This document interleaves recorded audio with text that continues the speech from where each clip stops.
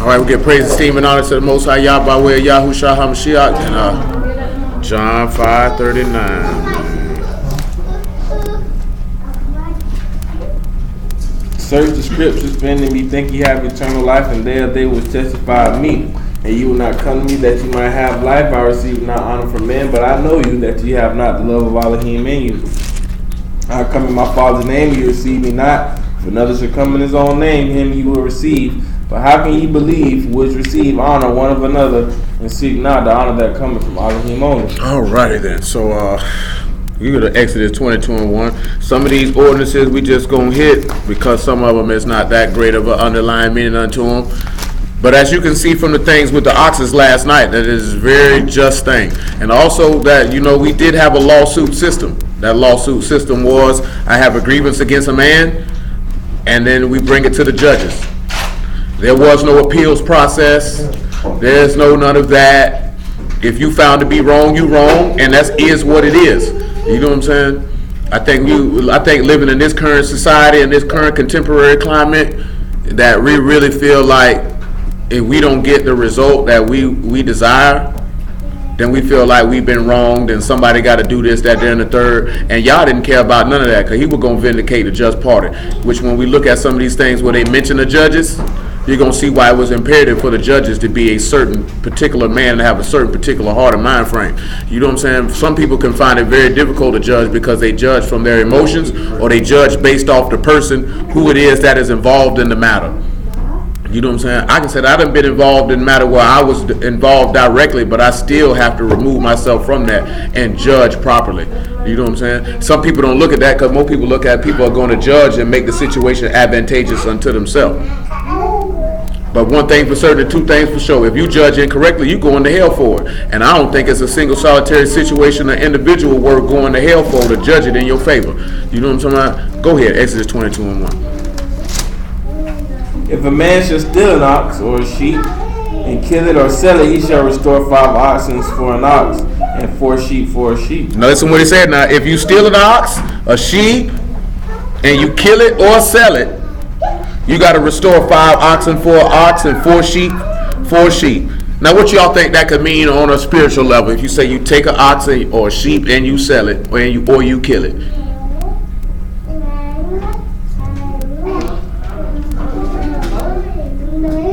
I'm trying to think of what is in my head. I was thinking about someone and reaping. Give me Romans chapter 8. Pick me up about verse 33. And after Romans chapter 8, verse 33, give me John chapter 1, about verse 25.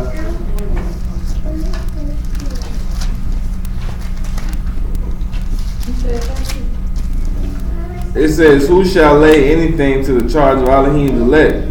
Is it Elohim that justifies? Who is he that condemns?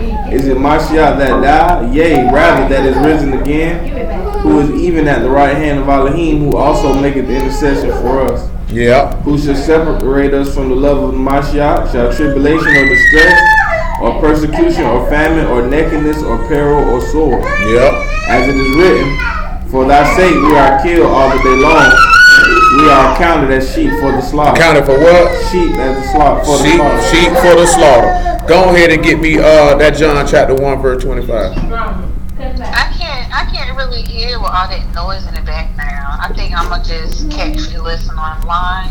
Okay. All right. John 1:25.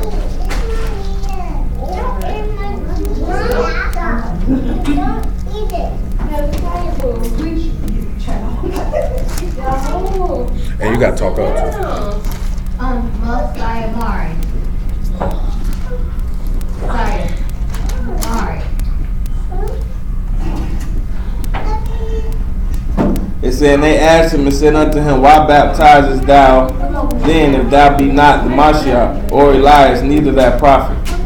John answered them, saying, I baptize with water, but there standeth one among you whom ye know not. He it is who coming after me is preferred before me, whose shoe latchet I am not worthy to unloose. These things were done in Beth Abara, beyond Jordan, where John was baptizing. The next day, John sees Yahushua coming up to him and said, "Behold, the Lamb of Elohim." Behold, the who? The Lamb of Elohim. The who? The Lamb of Elohim. Did they say if a man steal an ox or a sheep and kill it or sell it? Well, let's sit back and see if they stole this ox or this sheep and if they sold it. Let's go to Matthew chapter 26 and about verse 12.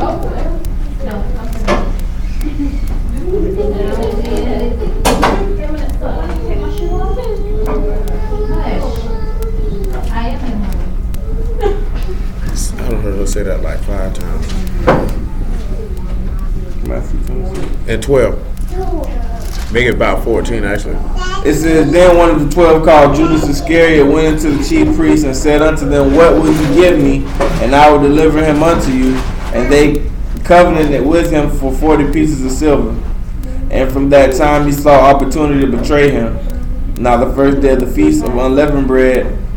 So what did he do right here? Did Judas just sell this ox and sheep? Did they kill this ox or sheep? So in this point in time, he say something has to be restored. You got to restore 5 oxen for this ox and 4 sheep for the sheep. Go to 2 Samuel chapter 12 by verse 3 for an example of naturally of what we talking about. I ain't gonna lie, I just missed all of that after she said something and then everybody came in. I don't know what was happening. I got you.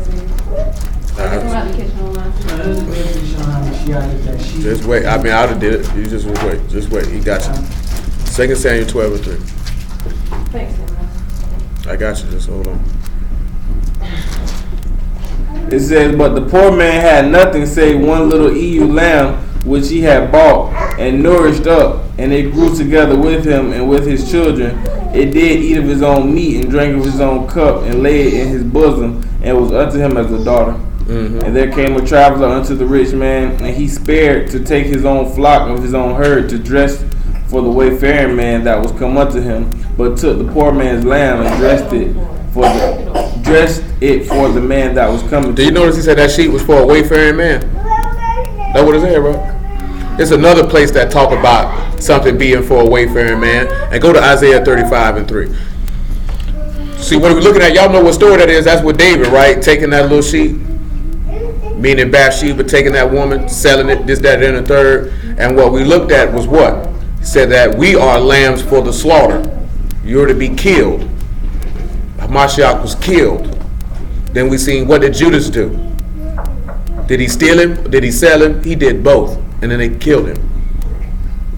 What did David do? David stole a man's sheep and then decided to do what? Kill the owner. You know what I'm talking about? In order to do that. So you have to replace it. You know what I'm talking about? Something has to be given and replaced for what's been taken.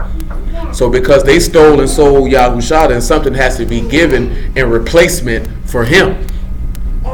Go ahead. Isaiah 35 and 3. It says, "Strengthen ye the weak hands and confirm the feeble knees. Say to them that are of a fearful heart, Be strong. Fear not. Behold, your Elohim will come with vengeance, even Elohim with recompense. He will come and save you. Then the eyes of the blind shall be opened, and the ears of the deaf shall be unstopped. Then shall the lame man leap as an hart, and the tongue of the dumb sing.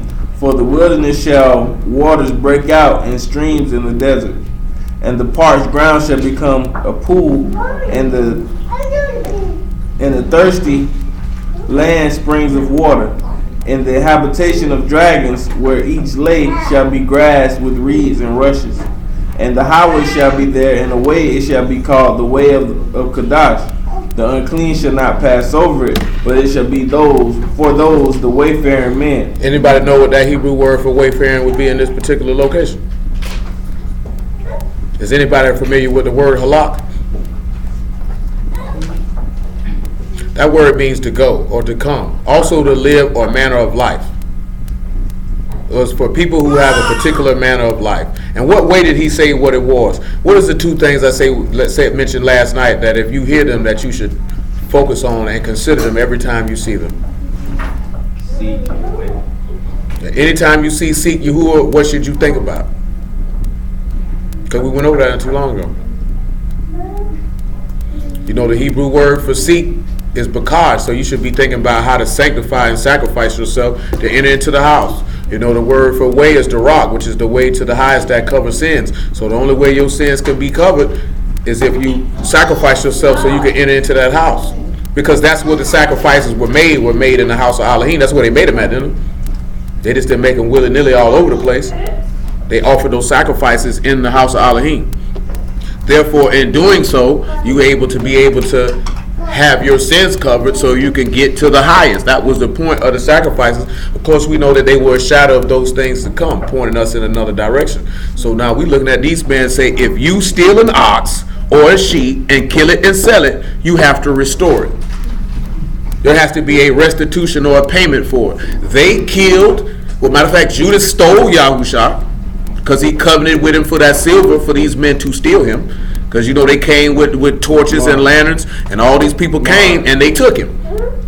And then after that, what did they do to him? They killed him. So the law says, what did we read last night? What does the law say got to happen if you do something to somebody? What does the law say got to happen?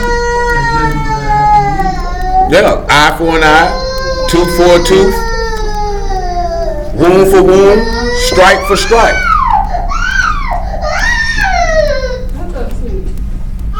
So let's look at something else. Let's go back and let's look. So when Judas stole the man and had him killed, what happened to Judas? He killed himself because he got to have that restitution. So let's go back to Acts chapter 3, pick it up about verse 19.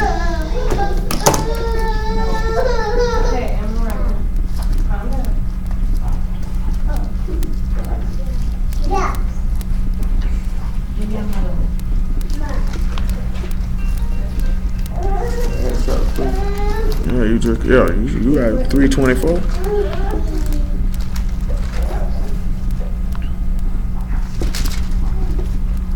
It said, yea, and all the prophets from Samuel and those that follow after, as many as have spoken, have likewise foretold of these days. Ye are the children of the prophets. Back me about 17, man. I just came for the time of restitution. That's what I want.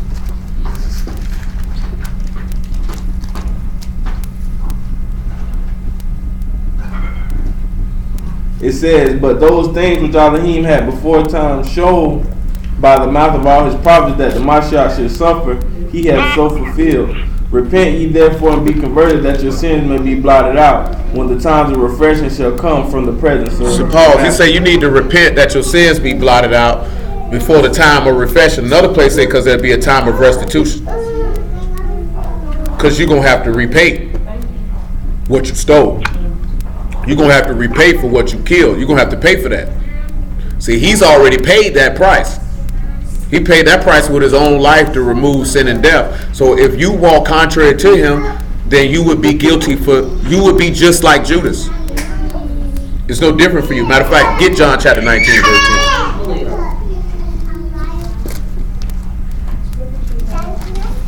You got to realize that and understand that stuff has to get in your brain. If we go contrary to the word, then we just like Judas, because we would be just like if we say, what you'll give me?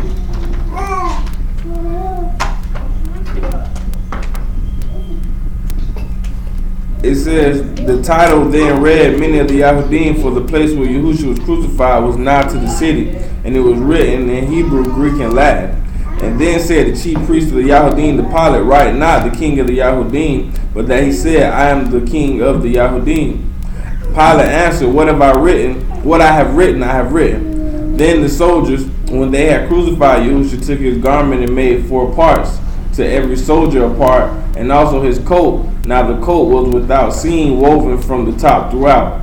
They said therefore among themselves, let us not rend it, but cast lots for whose it shall be, that the scripture might be fulfilled, which says, they parted my raiment among them, and for my vesture they did cast lots. These things therefore Back to verse 8, because that ain't what I want.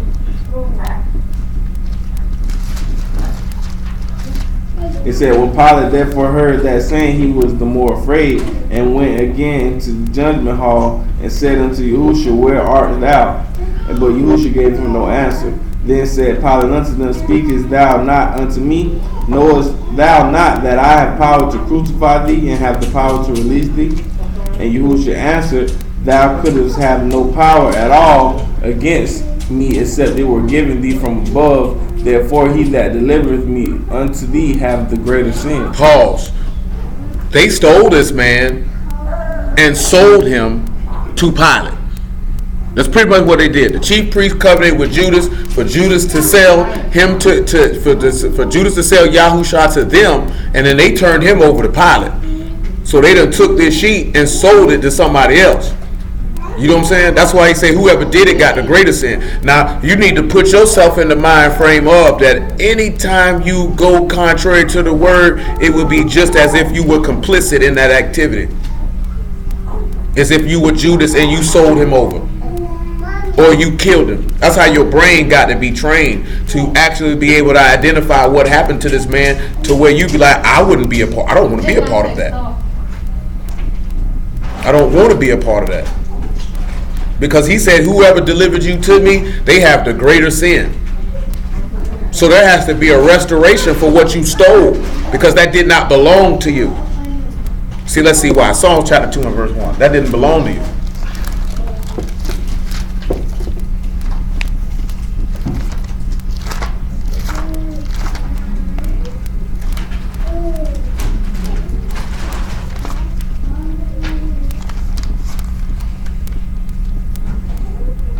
It says, why do the heathen rage, and why the people imagine a vain thing?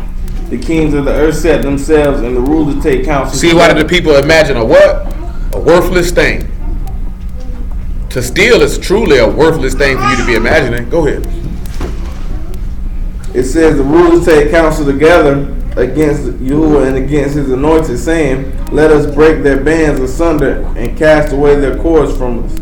He that sitteth in Shamayim shall laugh. He'll what? He shall laugh. He'll what? He shall laugh. Why? And Yahuwah shall have them in derision. That means he going to have them confused and ridiculed. They going to be ridiculed. They going to be ridiculed. So we had to sit back and look at that. If we sit back and we imagine vain thoughts in our heads to go contrary to the word, Yahuwah sitting on high laughing at you. Because you have to look at it. That action causes you to be against this man. You end up becoming his enemy. That's what we have to consider. Come on back to Exodus 22. We're in verse 2.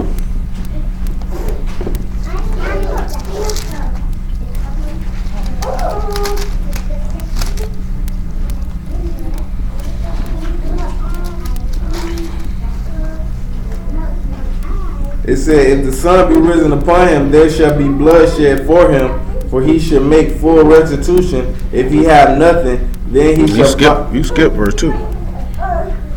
It said, if a thief be found breaking up and be smitten that he die, there shall no blood be shed for him. What y'all think that mean when it say if a thief be found breaking up?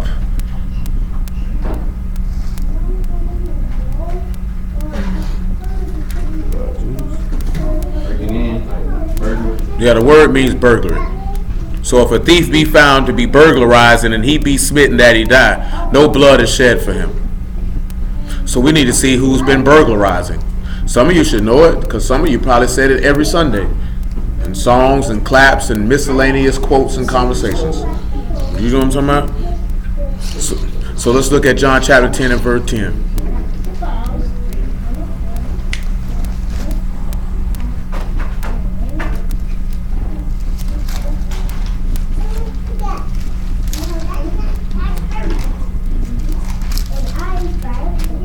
It said, the thief cometh not but to steal and to kill and to destroy.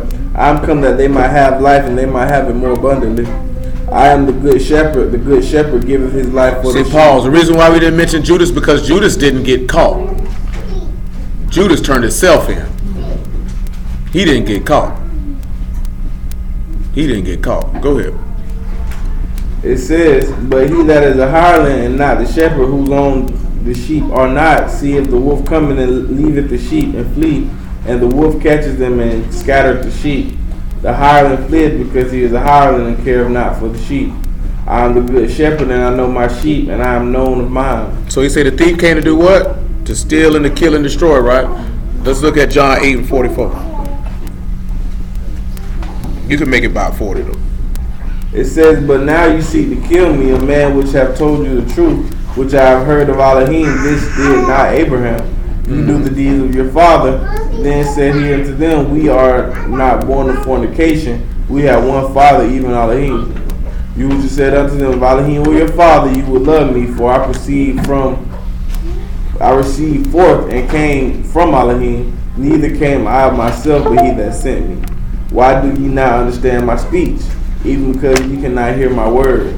Ye are of your father, the devil, and the lust of your father ye will do. Go ahead. He was a murderer from the beginning, and abode not in truth, because there is no truth in him. When he speaketh a lie, he speaketh of his own, for he is a liar and the father of it. So we know Satan is this thief. Now he said if he get caught burglarizing and he be smitten, no blood will be shed for him. Let's look at John 16 and about 9 and see if he got smitten. And then after that, Hebrews 2 and 14, and you'll see why no blood will be shed for him. Because he got caught stealing. What did Satan actually steal? Actually, we need to go look and see what he stole and when he stole it. What did he actually steal?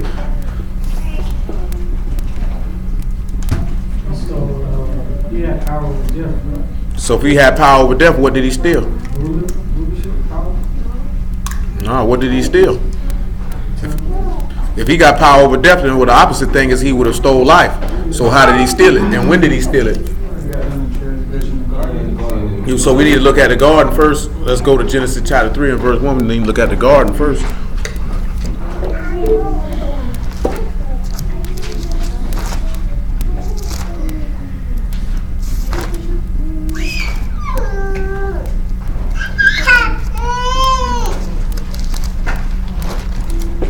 It said, now the serpent was more subtle than any beast of the field which Yahuwah Elohim had made. And he said unto the woman, yea, have Elohim said, ye shall not eat of every tree of the garden. And the woman said unto the serpent, we may eat of the fruit of the tree of the garden, of the fruit of the trees.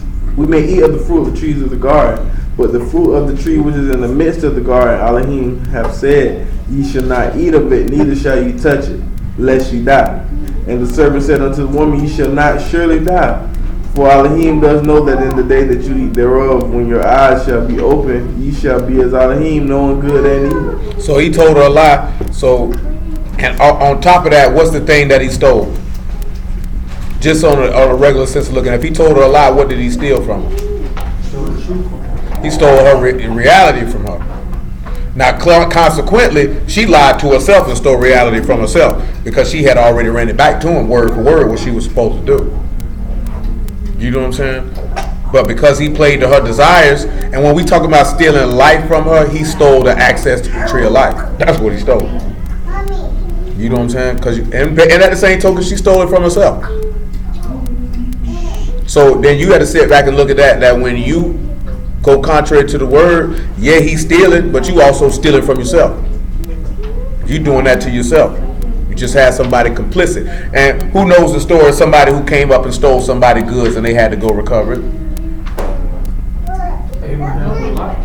Abraham and Lot definitely did go do that. But I was thinking about somebody else. Oh, that's definitely one. He took something and they got taken from him and that man went to war to go restore it. David went and did it. But we'll look at Abraham first. I think that's Genesis 14 and about verse 1.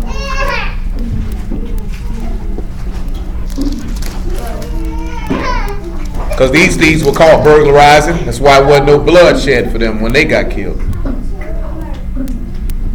It said, and it came to pass in the days of Amraphel, the king of Shinar, and Arat, the king of Elasar, and Chedorlaomer, the king of Elam, and Tidal, the king of nations, that these made war with Barah, the king of Sodom, and with Bershah, the king of Gomorrah, Shinab, the king of Admah, and Shemeber, the king of Zeboim, and the king of Bela, which is Zoar.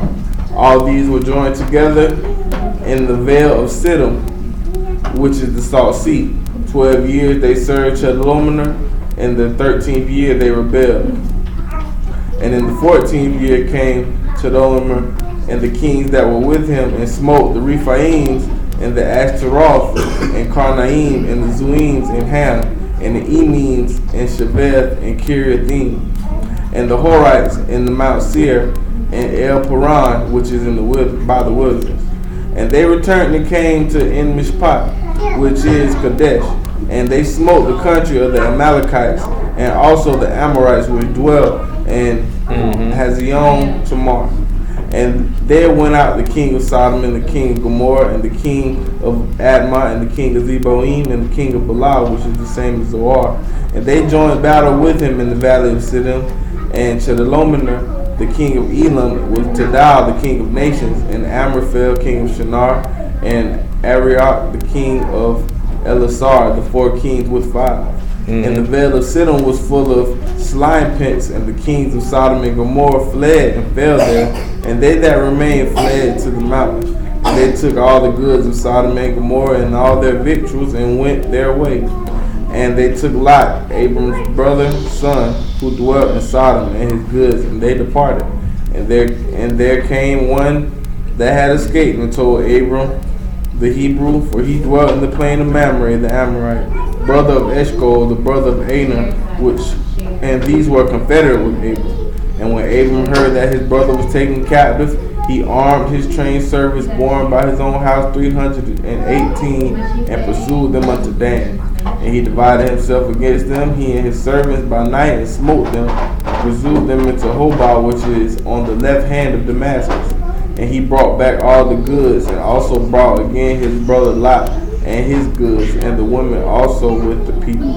And the king of Sodom went out to meet him after his return from the slaughter of Chedorlaomer, and the kings that were with him in the valley of Shevet, which is the king's dale. That's good. So, who was the people that stole, and what did they steal? The 5 kings of the nations. Let's go. So they can. It was the 5 kings of the nations, and they stole a lot. He stole an individual, and he had to go to war to get him back. So that sounds familiar from what we just looked at, didn't it? Because somebody just stole an individual, and a war had to go down to get him back.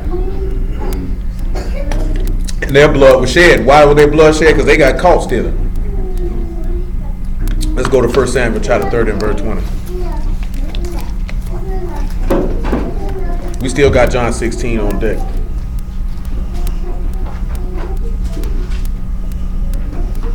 Matter of fact, pause. Make that 1 Samuel chapter 30, probably about verse 15.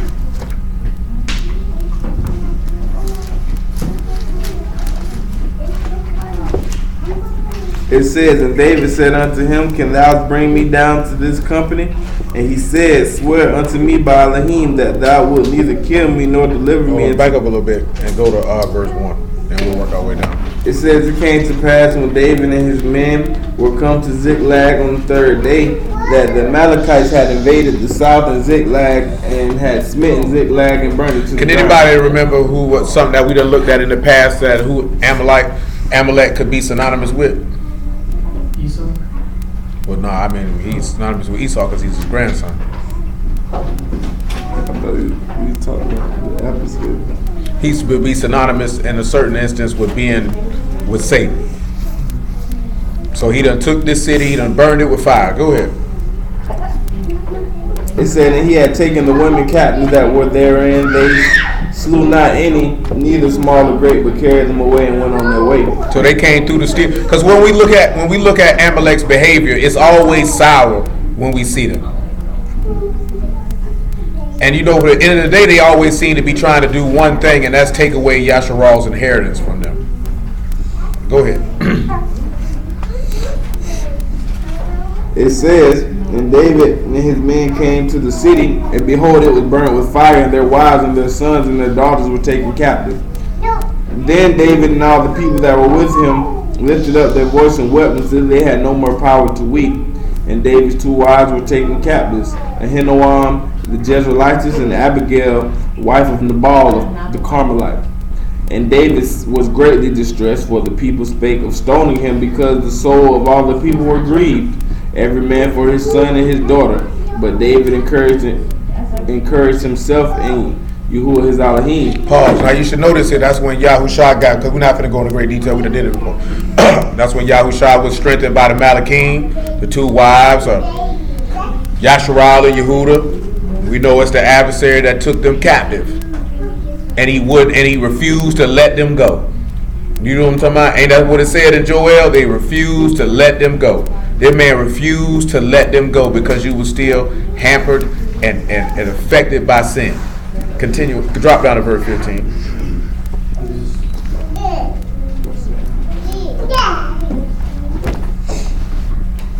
It's saying, David said unto him, canst thou bring me down to this company?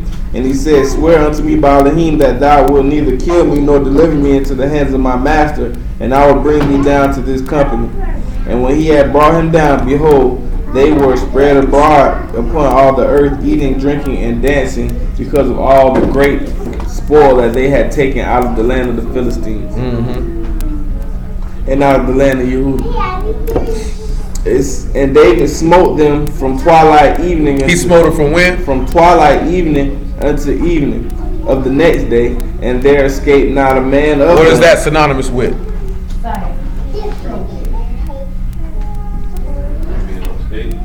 Let's read it again. It says that he smote them from twilight even to evening the next day, and there escaped not a man save 400 young men which rode upon camels and fled. What you say? So what is that synonymous with?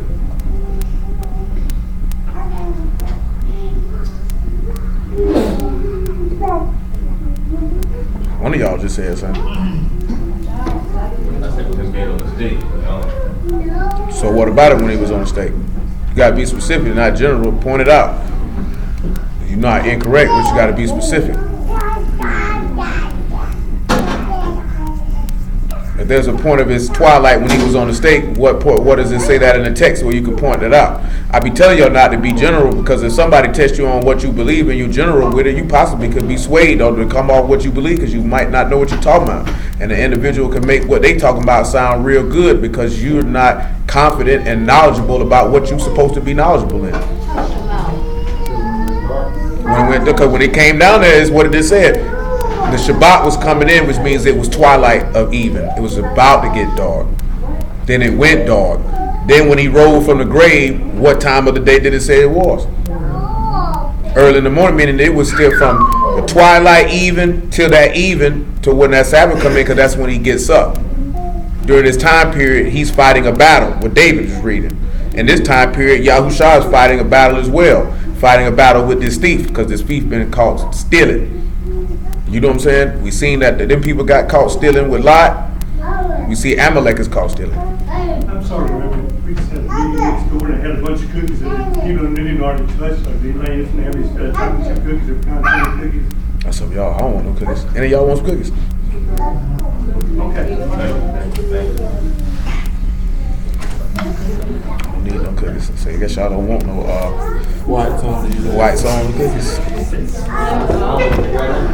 You see, you don't know what that is true.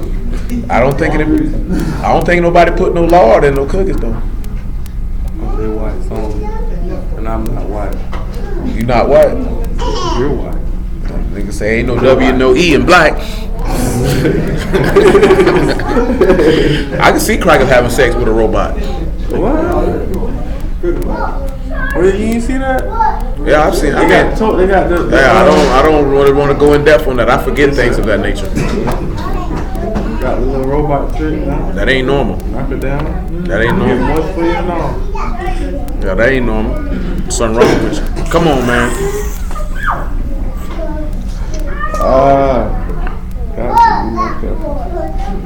Indeed. Go ahead, sir. All right, they rode upon camels and they fled. We had 18. You got to speak a little louder, man. It said David recovered all that the Amalekites had carried away, and David rescued his 2 wives. He did what? He rescued his 2 wives. So he had to rescue them from who'd been stolen. And remember, he did this during what time period? From twilight to evening. Twilight to evening. Now let's look at John 16 and 9.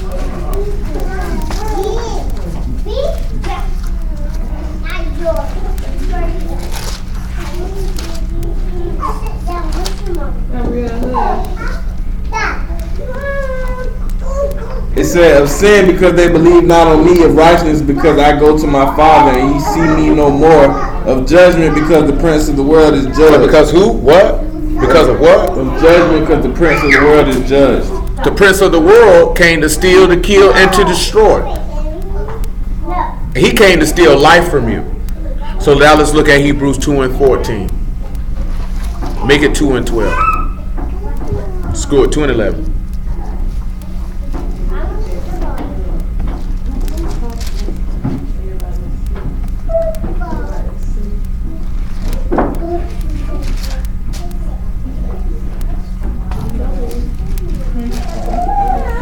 It says, for both he that sanctified and they who are sanctified are all of one, for which cause he is not ashamed to call them brethren, saying, I will declare thy name unto thy brethren in the midst of the assembly, and I will sing praise unto thee. And again I will put my trust in him, and again, behold, I am the children of which Elohim have given me. Yeah.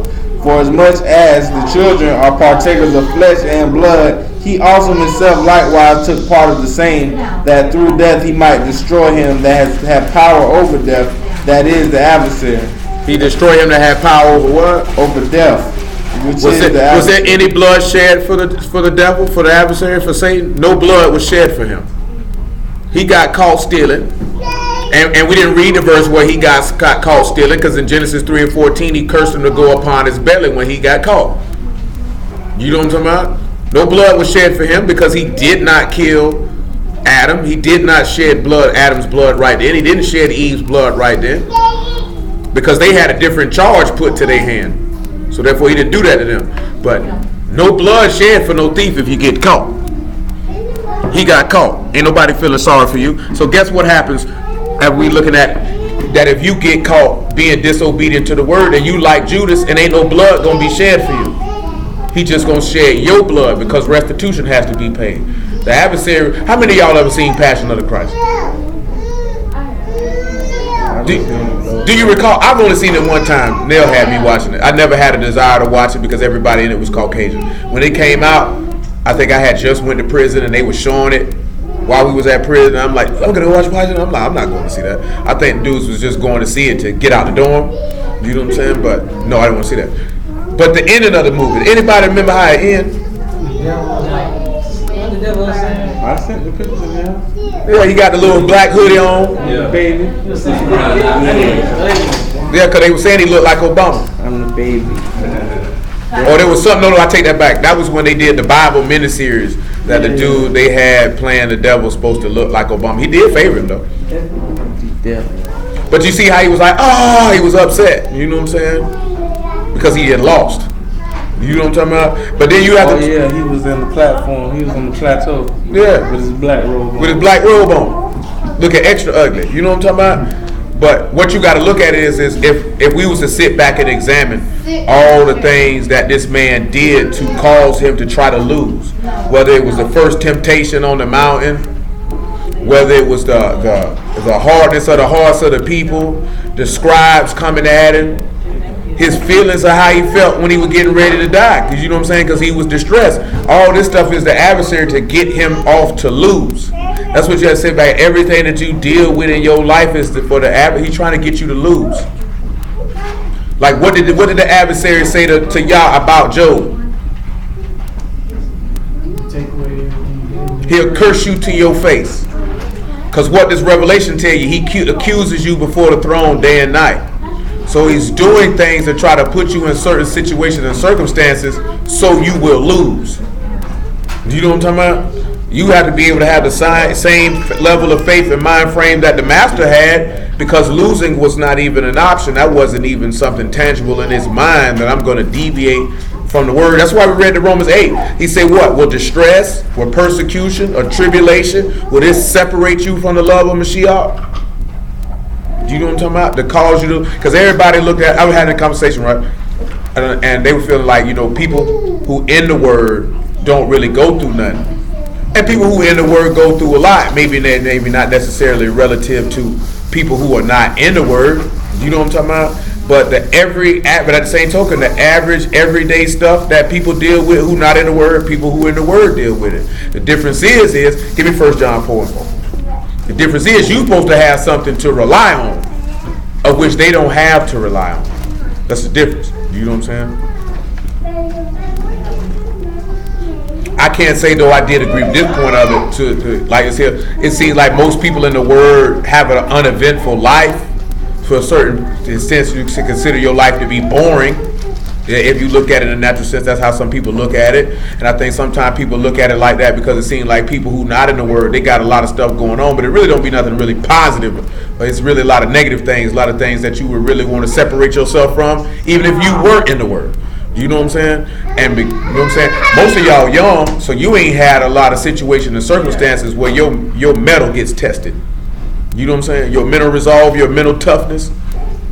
You in that age frame where you start dealing with things to where your mental toughness get tested. Some people have a harder upbringing, so their mental toughness got tested a long time ago. You know what I'm saying? If your life been pretty smooth,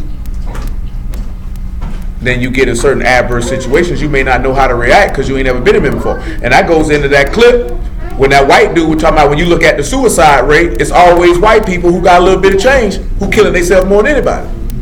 You know what I'm saying? When niggas get depressed all day long. All day long, and their suicide rate is lower. Reason being is because you deal with adversity more often. So therefore, you know how to handle it. And with white folks, they don't deal with adversity often. So when they're faced with it, they buckle and crumble because they don't know how to deal with it. And that's the point we're making. When you don't deal with adversity on a regular basis, you don't know how to handle it when it comes.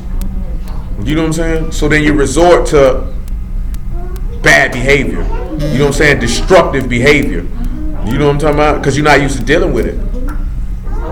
You know what I'm saying? And that's why the words say through much tribulation, you got to enter into the kingdom because your mental and spiritual toughness has to be tested. Because if it's smooth, what are you learning? You ain't getting nothing from that.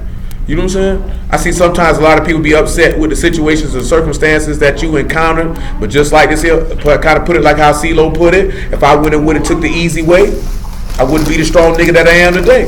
You know what I'm saying? Some of the stuff you went through is to create you to who you are at this very moment. But I was talking about the other day though, but if you're going through the same stuff over and over again, you've had a wasted life experience. You ain't learning nothing from it. There's nowhere in the world that you should be finding yourself in the same situations over and over again or making the same mistakes over and over again. At that point, you are literally very unintelligent. You know what I'm saying? Because clearly you just float around the world, ho hum hum, which way did he go? And you're not learning nothing for nothing. You know what I'm saying? And that's a shame. That's not cool. You know what I'm saying? They ain't saying that mistakes not going to happen or situations not going to happen, but you should not be repeating them.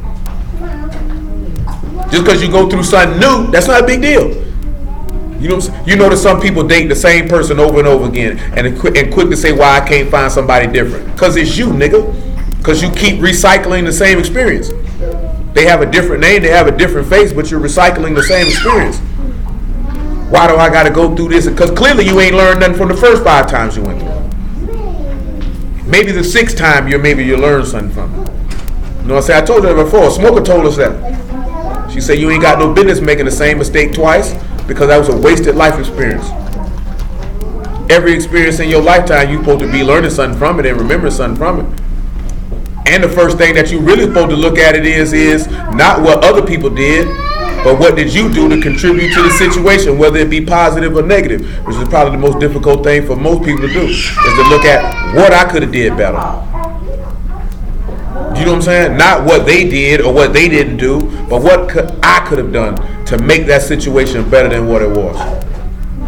And most people won't do that. Because most people look at, you're wrong, you're wrong, you're wrong. You could have did, they don't want to look at themselves, because when they look at themselves, they're going to have to realize that you're not as, you could have did better in the situation. It doesn't necessarily mean that you wrong if you saying it's just looking at, I could have said this like this, or I could have did it like that. Hindsight 20/20. But you do the best what you can do with the information you have at that particular time when you're in that situation. You know what I'm saying? Some of y'all have made business decisions or life decisions and it wasn't the best decision at the time. When you got a little bit time to step back from it, you looked at it and say, you know what? I could have did this like this or did this like that. So if I'm ever faced with that situation again, I know what not to do. Do you know what I'm saying? Sometimes you can learn from looking at the people around you when they're in said situations and see what happened to them, and then when you find yourself, I remember what happened to bro when he was in that situation. I know what not to do, or I know what to do because he did this and this how. And then some things you have to tailor because what worked for somebody else may not work for you. You know what I'm saying? It's only one situation that worked for somebody else that'll work for you, and we're reading about it now. So, well, I got you. Did I say John 4? Yeah, 1 John 4. 1 John 4. It said, ye are Elohim. You are what? Elohim. You are of Elohim. Of Elohim, little children, and have overcome them, because greater is he that is in you than he that is in the world. That's the difference between you and somebody in the world who going through something. Because greater is he that is in you than he that is in the world. You have something to overcome whatever challenge that you face. A lot of times we don't lean on him who has the power to allow us to overcome any challenge that we face, because we always relying on ourselves. Because what we did reread what David faced. Did David say he encouraged himself in himself? Say he encouraged himself in Yahuwah, and that's how he was able to overtake the Amalekites and to recover what was stolen. When we look at Yahushua, when he was going through what he was going through, he encouraged himself and was strengthened in Elohim and not in himself. And that's niggas' problem. You ain't that strong. You ain't that mighty. You're absolutely nothing but dust and ashes. You know what it ends up like. I'm really like this here, right? It's nothing. It's absolutely nothing wrong. It is it's highly encouraged to encourage people. You know what I'm saying? For lack of a better term, build them up and whatever people want to say. But then at the same token, people want it so much that they have a sense of self-importance that does not exist, and a sense of entitlement that you should not have. That when somebody try to let you know that you're not as hot as you think you are, and you're not as great as you think you are, people don't want to hear that. You know what I'm saying? People want to hear that. Like Paul said, I don't want you to think of me more than what I am. You know what I'm saying? Because you go to thinking I'm this and I'm that, and in actuality, you are dust and ashes. That is what you are. You know what I'm saying? And anything that is dust and ashes ain't got no business walking around here like they do don't stink. You know what I'm saying? You sit back and think of when you die. At the end of the day, when you die, maggots are gonna be eating your flesh, and you gonna go back to the dust from whence you came. You ain't got no business thinking you this, that, there, and the third when you put it in that perspective. We pop a casket open right now, boy, you're going to be like, whoa, that's you. That's you. Dust and ashes. Maggot, rotted flesh. You ain't got no business walking around with your nose in the sky. The only reason why I believe that people, I don't believe, the only reason I know people do that is because people are insecure, have very low self-confidence and low self-esteem, and they need things to prop them up to make themselves feel better. When all you need is Yahuwah to make you feel better. You don't need children to make you feel better. You don't need a husband. You don't need a wife to make you feel better. You don't need money to make you feel better. You don't need cars, status, accolades, or any of those things to make you feel better. All you need is the living Elohim, the creator, Shamahim, and the Ras. Yahusha is his son, and Yahuwah is his name. That's all you need. You know what I'm saying? Whether you lived in a cardboard box under the Main Street Bridge, if you had Yahuwah, what does it matter? Do you know what I'm saying? Because a lot of people going to be looking real crazy when they find out he tell you I don't know you, cuz. Get from my front door.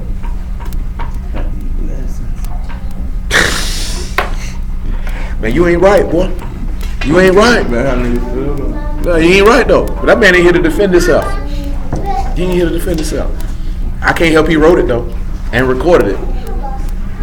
Because it was trash. Come on, 22-3. It was trash, though. It was trash, though. Exodus 22-3. It definitely was a horrible record.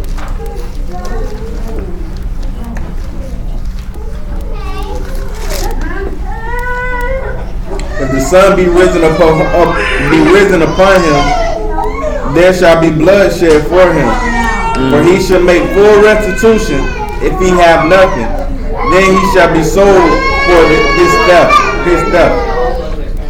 So listen what he say, right? If the sun be risen on him,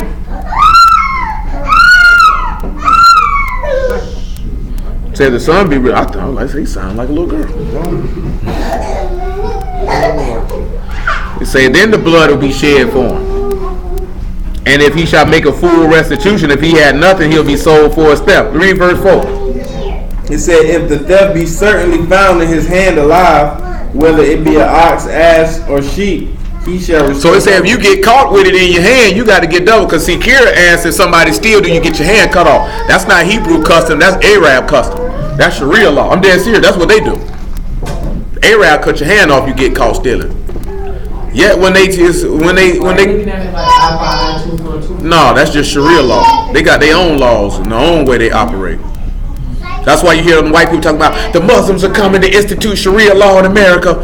And people ain't thinking about coming to institute nothing over here because I doubt seriously that they want to live here or be here or deal with you. That's that Hammurabi code too. Yeah, but the context of temporary times though, that's Sharia law. They don't even roll with no Hammurabi code. Cause them Arabs still cut niggas' hands off right now. But yet they don't cut nobody penis off for sleeping with young girls though. The irony. I'll cut your hand off from stealing some victuals, but yet you can deflower my 8-year-old child and I have no problem with that. The irony. Continue on, sir. It says, if a man shall cause a field or vineyard to be eaten, and shall put in his beast, and shall feed in another man's So look at the key thing what you're not supposed to do. You ain't supposed to walk past another man's vineyard and lead your animal in there to eat his stuff. You're not supposed to do that. Go ahead. It says, and put his beast and shall feed in another man's field, of the best of his own field and the best of his own vineyard shall he make restitution. So it say, and guess what? You can't pull no cane and bring no raggedy stuff. You got to get the best. So this will cause you to learn to don't be putting your beast in other people's field. Don't try to be no slick nigga. Come on.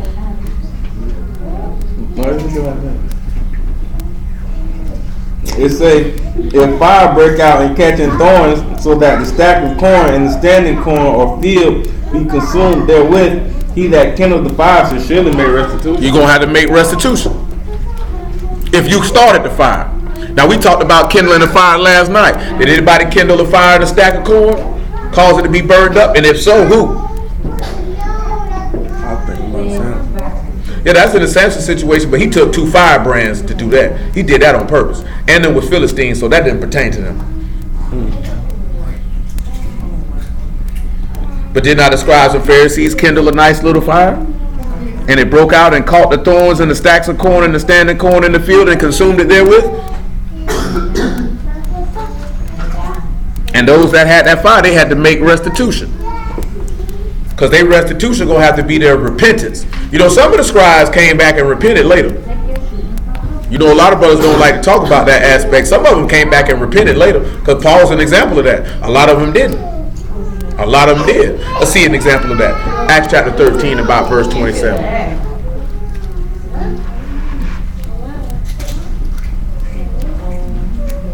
You better be quiet. 27? 13 to 27. Tell me what it says. Go ahead at 25. Acts 13 to 25.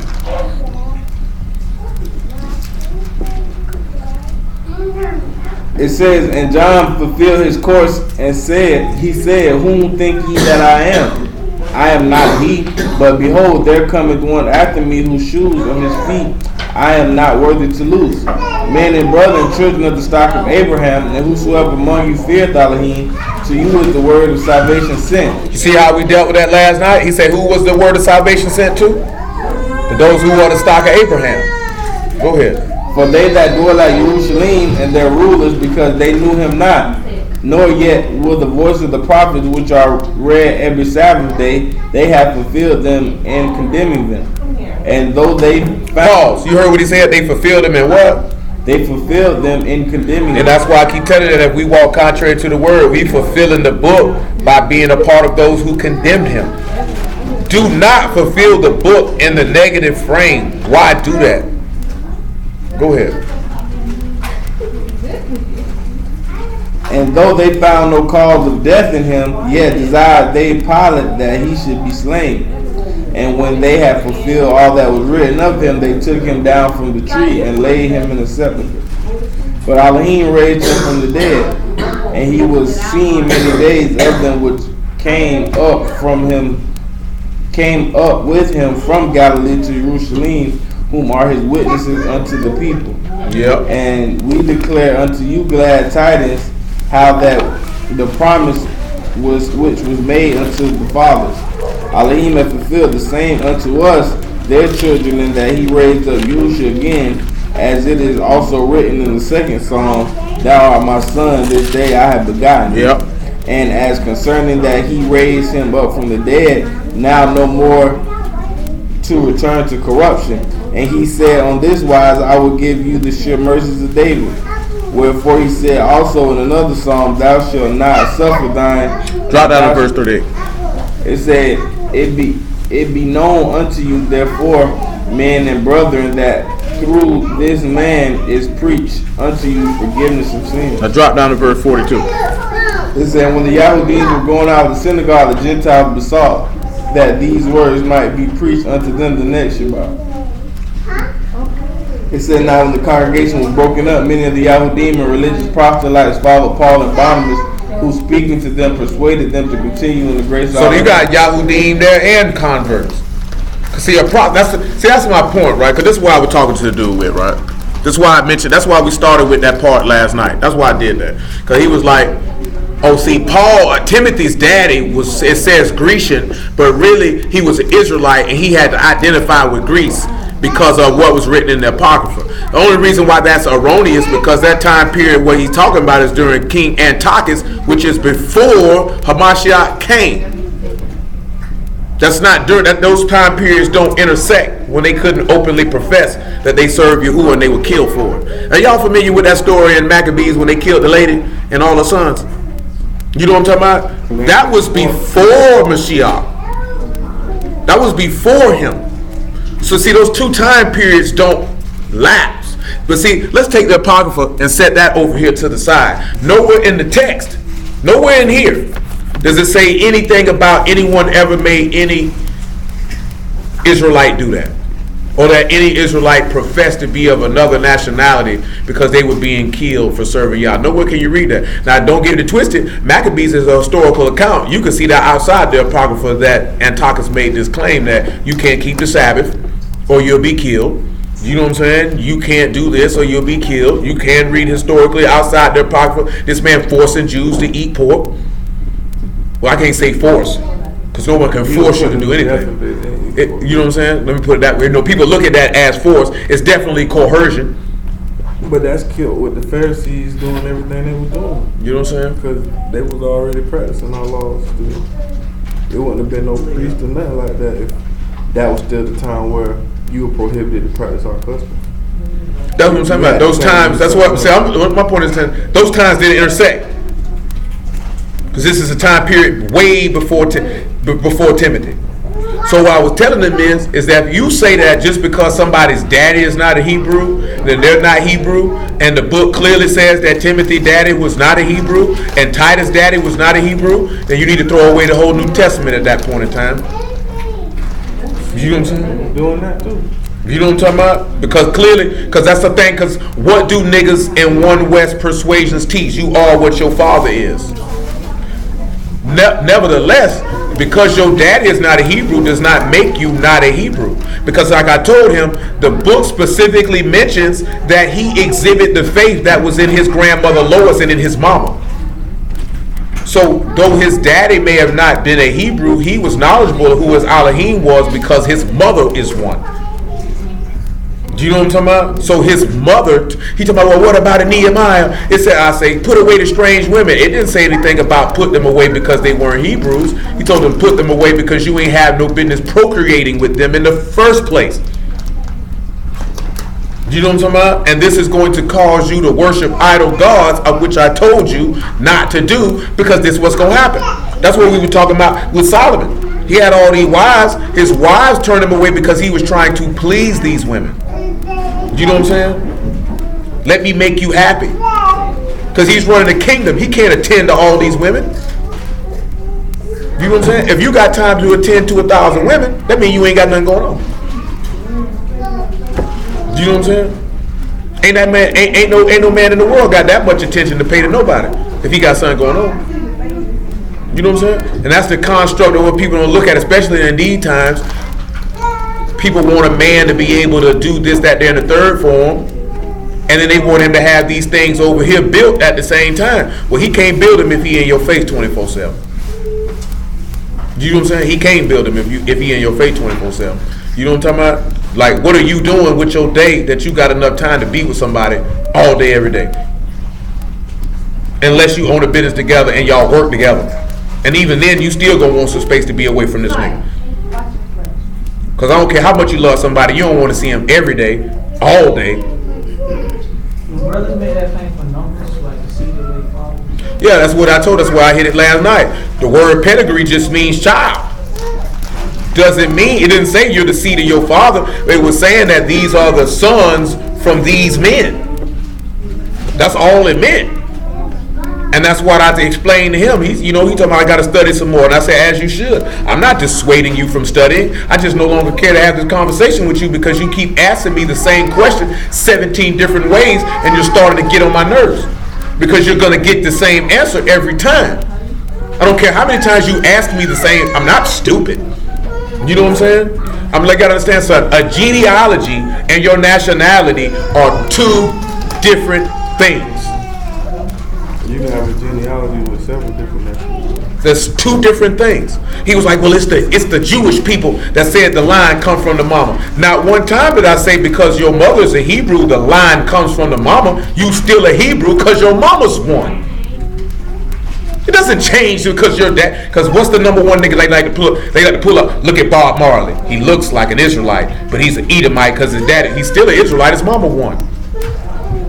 Then they'll pull up John Travolta and say he an Israelite. They do though. But they do that for all the Hispanic people who look white. He ain't even Hispanic. I'm just saying, mixed Hispanic. You know what I'm saying? Like they'll put up Mariah Carey. She's an Israelite because her daddy's black, her mama Venezuelan. And then they'll show for Lenny Kravitz. Lenny Kravitz, he ain't an Israelite because his daddy's Jewish.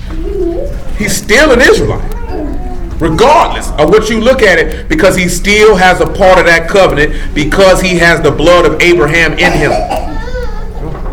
He's still a part of that. He's still a part of that on the natural sense. He's still a part of that. And that's what niggas have to understand. But if you look at a genealogy, no, you're not going to see a genealogy run down from the woman's perspective. Absolutely not. You're not going to see that. You're going to see a man every time. What about That's because it's given to the sons, right? Yeah, because that's what an inheritance rolls through, is through the son. So that's why you're not going to see no woman in that. Because they're not granted inheritance rights. They're only granted inheritance rights, and we will get to it, if the father has no sons. Then it goes to them, so it stays in that particular tribe. So that inheritance, if it's an inheritance in Reuben and he don't have no sons, and then she marries somebody, and that inheritance now goes to Gad. And that's when the daughters of Zelophehad, and we'll get to that, y'all willing over the course of time. You know what I'm saying? But do say that you are what your father is in regards to saying salvation is only for Israel to exclude other people. So if you say that, you got to exclude Timothy, so you have to come up with doctrines to make these people's daddies be Israelites.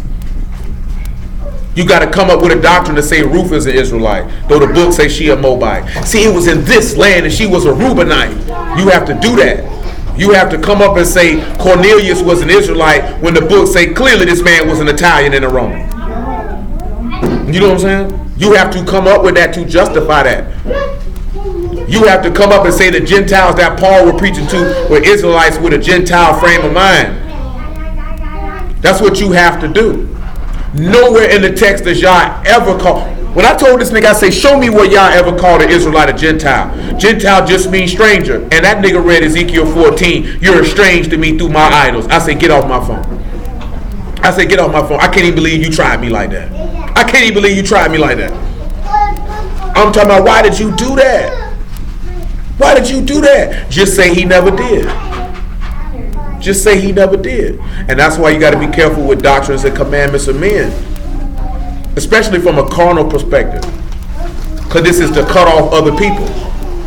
A lot of niggas gonna be looking real sad and sick when they walk up to that kingdom and they not in, and then people of these other nations who they said couldn't get in are walking in. Yeah, they gonna be hurt. Because you know it's funny when you say that anybody can receive salvation, the first thing they try to say the white man. Clearly you want to save him, because it's other people on this earth besides white people. So you know, they say only white people can't make it. Everybody else can make it. And that's retarded in itself. No repentance for Esau. And nowhere in the book do you see where he say there's no repentance for anyone. Repentance is open unto all. Ain't no repentance for those who reject it. Nevertheless, where we at, man? He said he gonna blot their name from up under heaven. The name Amalek, he gonna blot them out. That's it. Kill them all off. Kill them all off.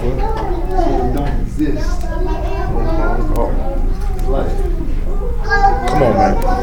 No, I'm finna ask about Barnabas though. They say he's by his people. No, it doesn't. So we gotta assume he's a brother. Yeah, he was. Matter of fact, said, if I'm not mistaken, I think he said he was a Levite. Barnabas was close to being an apostle, so we know full well he wasn't no stranger. Yeah, I was just asking. If it, prove that. But he was preaching though, so that's the difference. So you already know he was an Israelite, he was preaching. Then I had to tell this nigga ain't a full-blooded Israelite on this planet. If a nigga tell you he full-blooded, I got some land to sell you in the middle of the desert. Beachfront property too. That was the noble Basu of the 133rd degree generations. Ain't a pure blood Israelite on this planet. The high priest. Nowhere. You can't find them. Nigga can't. These niggas talking about they full-blooded Israelite. They ain't ever seen their daddy before. You know what I'm talking about? Well, tell a nigga you fool, nigga. You ain't never met your daddy, nigga. You around here talking about you my daddy? Nigga, you 37, nigga. Let it go. If he ain't been around yet, he ain't coming. Am I lying though? It be niggas around here talking about they full-blooded Israelite. Nigga ain't never met their daddy. You don't know what your daddy got in him. You know what I'm talking about? Nigga be sad they find out who their daddy really is. What that junk hurt you find out your daddy a baser? I don't think it hurt me. It's gonna hurt your pride a little bit. I know. It's gonna hurt your pride a little bit. Dang, man, Pop, it's bad enough you ran out. You smoking rocks? Smelling stink? I'll probably give a little bit more cool. Well, that's why they get I think like this, y'all understand, Pop. You could have asked for some help. I think it'll hurt me more if know my daddy was full. That would hurt me more. Like if I ain't never see my daddy and I got grown, and I found out my daddy was full, and you just had me struggling. I ain't gonna even be mad. That ain't gonna hurt me. You just a buster, but you around here sucking on glad penises, my nigga. Lower yourself down to a man of base level. You was base when you left me at my mom's. You left me at my mom's. It's time to go to sleep, Henry. Come on back to Exodus 22.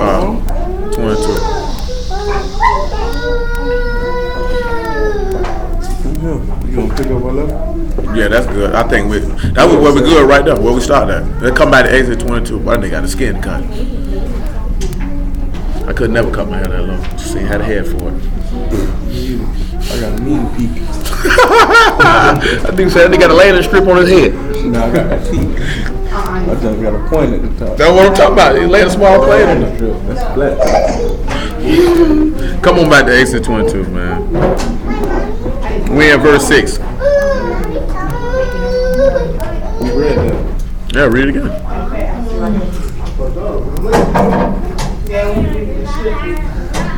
It said, if a fire break out and catching thorns so that the stacks of corn and the standing corn or the field be consumed therewith, he that kindled the fire shall surely make restitution. Listen what this next verse say. If a man shall deliver unto his neighbor money or stuff. Listen what he say now. If a man do what? Deliver to his neighbor money or stuff to keep. And it be stolen out of a man's house.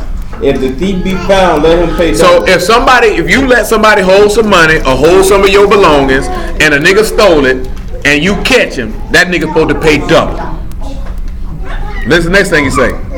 He say, if the thief be not found, then the master of the house shall be brought unto the judge to see whether he hath put his hand to his neighbor's good. Pause. Now we need to look at Judges again for general principle so you can see what a judge does.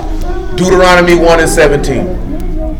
Because it said the judge has to determine if you stuck your hand in this man's belongings. Now that's to sit back and say like this here. This is a law that still can be instituted. You know why this law still can be instituted? Because we're going to read in Corinthians why this law can still be instituted. So if you let somebody hold $200 and you put your hand in that money, that book going to tell you what you had to do if you hadn't took the person's cash or took their stuff. This is to make sure you have just dealings and know it's recompense for what you do now. What's that? So I'm letting you borrow the money? No, he didn't say borrow. He said if hold it. Yeah, he said if any man shall deliver unto his neighbor money or stuff to keep, I need you to hold it for me. And then he run off with it. He didn't say run off. We say if somebody steal it and they catch the thief got to pay double. Steal it from the person who you had hold it. But then he say, but if the thief don't be found, then there has to be a determination of whether you put your hand in it. The person that I let hold. Yeah. If you gotta get your TV, TV from my house. Yeah. Let's put it this way. I let you hold the TV. Exactly. Darius breaking the house, steal the TV. Darius got to buy me 2 TVs. If you catch Darius with the TV. If you catch him with it. But if we don't catch him with it and we gonna get to it and it's found out you took it, then you got to pay it. And this is what 1 John 5 mean when it say there are sins that are not sins unto death. Because this is a sin if you put your hand in the goods because you've transgressed the law, but it's not a sin unto death. Carry on, sir. 1:17. Yep, Deuteronomy 1:17. Ye shall not respect persons in judgment. Make it 15. So I took the chief of your tribes, wise men, and known, and made them heads over you, captains over thousands, and captains over hundreds, and captains over 50s, and captains over 10s, and officers among your tribes. And I charge your judges at that time. Charge your who? Your judges at that time. So what are the judges to do? Let's see. Hear the causes between your brothers. Hear controversies between your brothers. And judge righteously. And judge righteously. Between every man and his brother. Between every man and his brother. And the stranger that is within. And the stranger can get judgment too. Ye shall not respect persons in judgment. So guess what? You can't judge on the right side because that's your homeboy, because that's your sister, because that's your mama, because that's your wife, because you love them. You can't do that. You can't do that.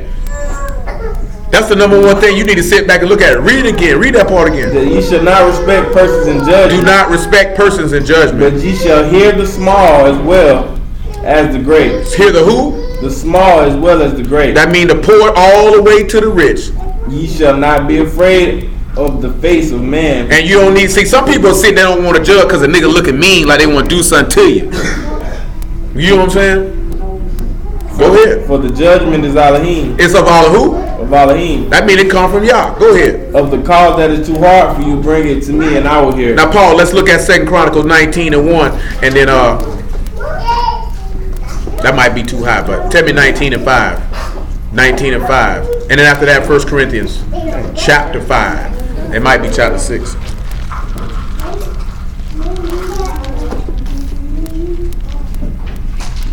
Second Chronicles 19:5. It say, and he set judges in the land throughout all the fenced cities of Yehuda. He said what? City. Judges in the land. Now I'm gonna ask y'all a question, right? Anybody can be a judge, male or female, because all that is deciding matters. That's all you're doing. That's all you're doing. Go ahead. But for a woman to be a judge, what would it or a man for that matter, what would it necessitate you having the knowledge of? The law. That means if you don't know the law, you can't be no judge. Because how are you going to be able to judge something you don't know? That's what people's problem is. Niggas want to be teachers and want to be judges of a subject matter of which you don't have a grasp or control over. And that's why so many bad judgments go forth, because niggas don't know what the word says. So how you gonna tell me? You know what the crazy part is? When somebody judged correctly and a nigga who don't know the book telling them they wrong. How you know I'm wrong and you don't even know the book? And I believe in these days and times, a lot of people are real quick to state an opinion about the word, not actually knowing the word. You know what I'm saying? And that is the height of ignorance and stupidity to speak on things that you have no knowledge of. Go ahead. It says, and he said to the judges, take heed what ye do, for ye judge not for man, but for Yahuwah. That's the thing you got to realize. You not judging for man, you doing it for Yah. Who is with you in judgment. Yep. Wherefore now let the fear of Yahuwah be upon you, take heed and do it. For there is no iniquity with Yahuwah Elohim. Ain't no sin with y'all, or what? No respect of persons. Ain't no respect of persons. Nor either. taking of gifts. Ain't no taking no gifts either, because there's another place in the law that tell you that a gift does what? It blinds the eyes of the wise. Because a nigga try to slide you a little gift now for you to turn your head. And these days and times they call it a bribe. A nigga do that real quick, and you have to watch out for that. Nigga trying to shoot you something to cloud you to judge my way. Come on, 1 Corinthians chapter 6 and verse 1. Hey.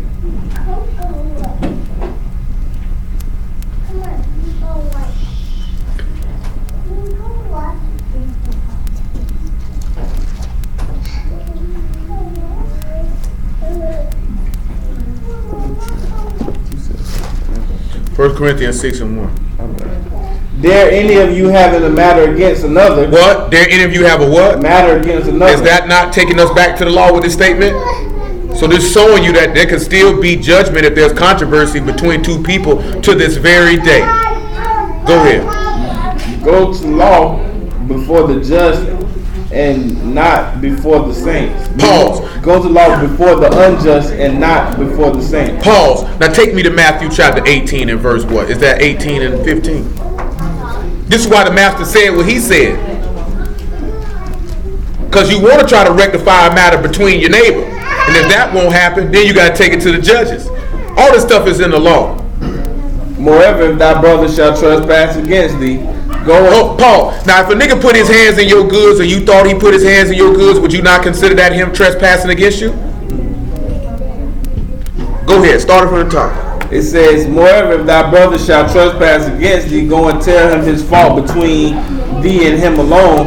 If he shall hear thee, thou hast gained thy brother. Yeah. If he will not hear thee, then take thee with one or two more, that is in the mouth of 2 or 3 witnesses, every word may be established. And what else? And if he shall neglect to hear them, tell it unto the assembly. But if he neglect to hear the assembly, let him be to be as a heathen man. So now let's go back to 1 Corinthians 6 and see, because he's talking about taking it to the assembly. Because he said, will you dare go to law in front of the unjust? Read it from the top. Dare any of you having a matter against another, go. A matter is a controversy. Go to law. Before the unjust and not before the saints. And not before the Kadeshim or the assembly, correct? Mm-hmm. Come on. Do ye not know that the saints or the Kadeshim shall judge the world? They gonna judge the world. And the world shall be judged by you. Are ye unworthy to judge the smallest matters? So you mean to tell me you can't judge the smallest matters? Because if you can't judge it, it's mean because you clearly don't know the law. That's why you can't do it. Go ahead. Know ye not that we shall judge not a king? How much more things that pertain to this life? If ye then have judgments of things pertaining to this life, set them to judge who are least esteemed in the assembly. So he said, get the most least esteemed person in the congregation and let them judge it. And let them judge it. So let's go back to Exodus 22 and pick it up again at verse 8. As far as once it say do them like a heathen man in the public. I don't fool with you. But I mean you can check bro about your stuff. No, I just don't fool with you. You cut off. I mean you can't go take it. Ain't even by taking it for him. You can have that, my nigga. Keep that. Stay away from me. Yeah. It says, if the thief be not found, then the master of the house shall be brought unto the judges to see whether he have put his hands unto his neighbor's goods. For all manner of trespass, whether it be ox or ass, sheep for raiment, or for manner of any lost thing, which another challenges to be his, the cause of both parties shall come before the judge, and whom the judges shall condemn, he shall pay double unto his neighbor. So if it come up that you put your hands to this, you got to pay double. See, let's look at that part again. Listen to what he say one more time. This man saying, whatever manner of trespass, whether it's about your animals, whether it's about your clothes, and you challenge to say that's yours, it's got to come before the judges. And whoever, and see, I ain't take that stuff, I ain't paying it. You gonna get stoned for it then. Now, in these days and time, what's going to happen? If the judge done determine that you got to pay that and you don't want to pay it, then you get tossed out the body. You get tossed out the synagogue. That's what that happens. You know what I'm saying? Because it don't work like that. Once you done came to this agreement, if we say we follow these set of laws and this how that works, and guess what? If the judge has judged unrighteously, you still pay the double, because you know why? Go to 1 Thessalonians chapter 4 and verse 1. Because if a judge is judged unrighteously to condemn you to pay something that you shouldn't have to pay, would any of y'all think that he defrauded you? Well, let's see what the word says. 1 Thessalonians 4:1. It said, furthermore, then we beseech you, brother, and exhort you by the Master Yahushua, that as ye have received of us how ye ought to walk, and to please Elohim, so ye would abound more and more. Go ahead. For ye know that the commandment we gave you by the Master Yahushua, for this is the will of Elohim, even your sanctification, that ye should abstain from fornication, that every one of you should know how to possess his vessel in sanctification and honor. Go ahead. Not in the lust of concubines. That's conspicuous. Conspicuous. Even as the Gentiles which know not Elohim. That no man go beyond and defraud his brother. Paul, you notice how he say the Gentiles don't know Elohim? How that go right back to what we were looking at last night? A nigga can't tell you that an Israelite is a Gentile. He don't know Elohim, because that would be a lie. He said that we didn't know him because we didn't take heed to his word. But the Gentiles literally did not know him. But he said, read that from the top again, so you can lead right into what we're going to look at. It says that no man go beyond and defraud his brother or any matter. In any what? In any matter. Why? Because that Yahuwah or the Master is the avenger of all such. So that's why if you feel like you had been condemned unjustly and had to pay something, then you go ahead and pay it. Because y'all would have been. See, that's where your faith level come in at. And do you trust him to save you, or do you feel like you need to save yourself? Do you feel like you need to vindicate yourself? You know where's an example of a man who was defrauded and Yah was an avenger of him? Now Ahab is a little different, because Ahab got murdered. Ahab got somebody murdered. That man wasn't avenged. When you say avenged, you mean? Yeah, somebody got rendered a recompense for defrauding someone. With David and when he killed Bathsheba, when he killed David's son. No. So when he avenged his blood, that wasn't him getting avenged for. Well, now he didn't do it falsely. I get what you're saying, falsely accused. What happened to Jacob? Was not Jacob contracted to work an X amount of time for a woman? And what happened when he finished that time period? He gave him another woman. And then after that, did he not buck him? Yeah, but that's not what they agreed on. Yeah. He defrauded him. He was definitely duplicitous. Yeah, you should have told me that the first time. All he did was sell a dog. No, he specifically asked for Rachel. Pull that on your own time. He did. He bucked. He bucked. He definitely bucked. And he says, and Jacob said in the story that you have defrauded and kept back my wages these 2 times. Do you know what I'm saying? He bucked more. And he bucked him on the cattle. Yeah, he bucked him. And he bucked him on the cattle. He was bucking decent. He defrauded him at least 4 times. Like the country in his land, he bucking the jack. Oh, I didn't read it. Yeah, he got about. I'm just telling you that. You got to pull your Genesis 30 for that. You got to do that on your own time. You got to do a little homework. Hey, I just throwing it out there. I ain't gonna focus on it. Just throwing the jewel out there. Just throwing it out there. Shine your shoes.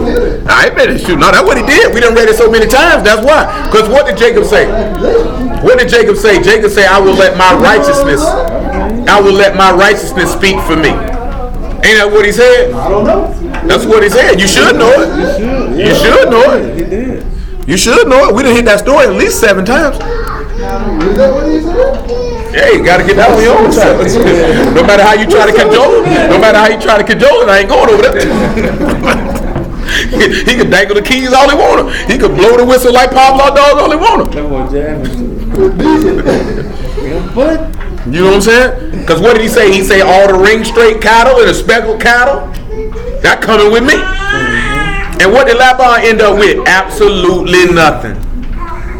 Absolutely nothing. No daughters, no cattle, no gods, no nothing.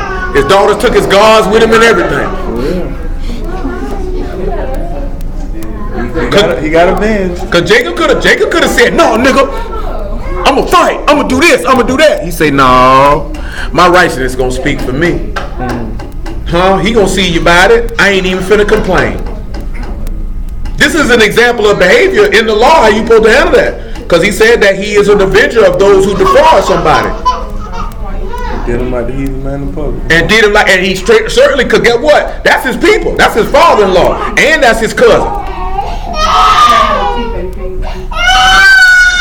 Sound like you took a little stumble. That's a painful cry. Think about that though.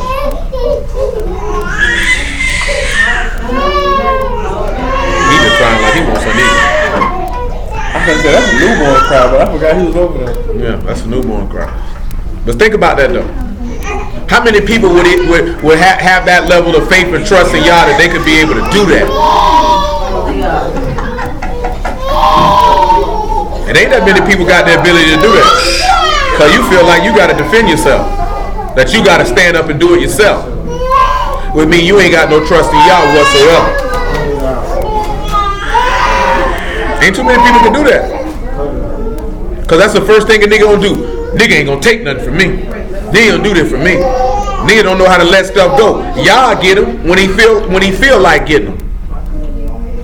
See, you want him to get him when you want him to get him, because you want vengeance on your own. Y'all get him when he get ready. So that'll come down to case in point. If Darius and Stanley had a matter at the law and say Johnny judged it and he judged it wrong and Darius felt like he had been wrongly tried, get what? Just wait. He gonna come see Johnny because Johnny judged for himself and not y'all.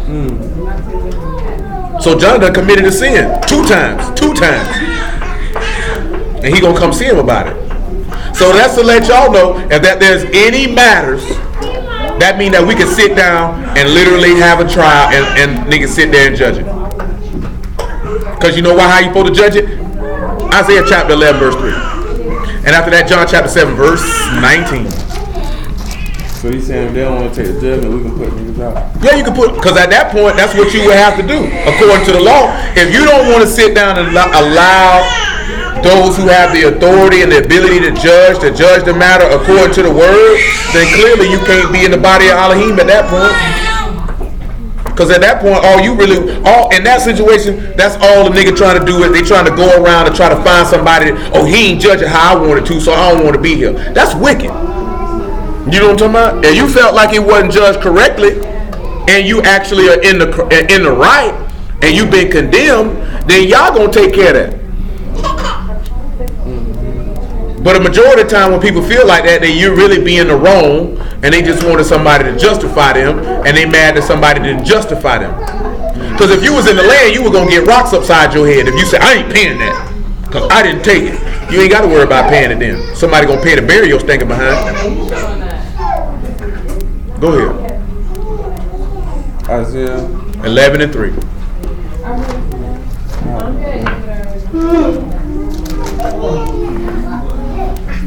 It say, and they shall and shall make him of quick understanding and the fear of Yahuwah, and he shall not judge after the sight of his eyes. He won't judge after the sight of his what? His eyes. Or what else? Neither reprove after the hearing of his ears. But what will he judge by? But with righteousness With shall what? he judge. Righteousness. But with what? Righteousness shall he judge the poor, and reprove with equity for the meek of the earth. And he shall smite the earth with the rod of his mouth, and with the breath of his lips. John 7 and 19. Shall he slay the wicked.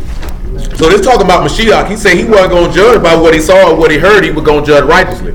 See, a lot of people judge based off what they see and what they hear and don't have facts. Because a lot of times in a lot of situations, people don't want to actually bring forth any facts because the facts will show them to be the condemned party.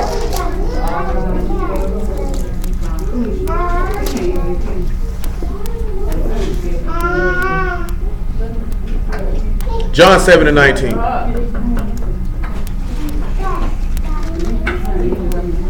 It said, did not Moses give you the law, and yet none of you keep the law? None of you keep it. Why go ye about to kill me? The people answered and said, thou hast the devil, who goeth about to kill thee. Yahushua answered and said unto them, I have done one work, and ye all marvel. Moses therefore gave unto you circumcision, not because it was of Moses, but of the fathers. And ye on the Shabbat circumcised the man. If a man on the Shabbat receives circumcision, that the law of Moses should not be broken, are ye angry at me because I made a man every whit whole on the Shabbat? Judge according to the appearance. Judge not according to the appearance, but judge righteous judgment. That's the guy. So if you judging a matter, you can't judge it based on how it looks. Because they judged him based on him healing somebody on the Shabbat, that he was breaking the Shabbat, because he was making someone whole. But he said, but yet at the same token, you will circumcise a man on the Shabbat to keep the Torah and condemn him not. So he said, don't judge it by way what it looked like. Judge the righteousness, obedience of faith, and then judge it correctly. This is why everybody's not fit to judge. Because if you preach the word, then clearly you have the ability to judge. How do we know? Hebrews 5:12. Let's read that.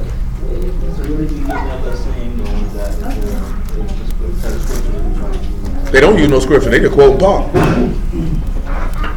To be quite honest. And Paul was only saying it because of the rape trial that he was in, that they were judging him as being a rapist, and he was just basically in the song saying, only God can judge me and label me as this, that, there, and the third. No, that was definitely Paul on All Eyes on Me. And the song is actually called Only God Can Judge Me.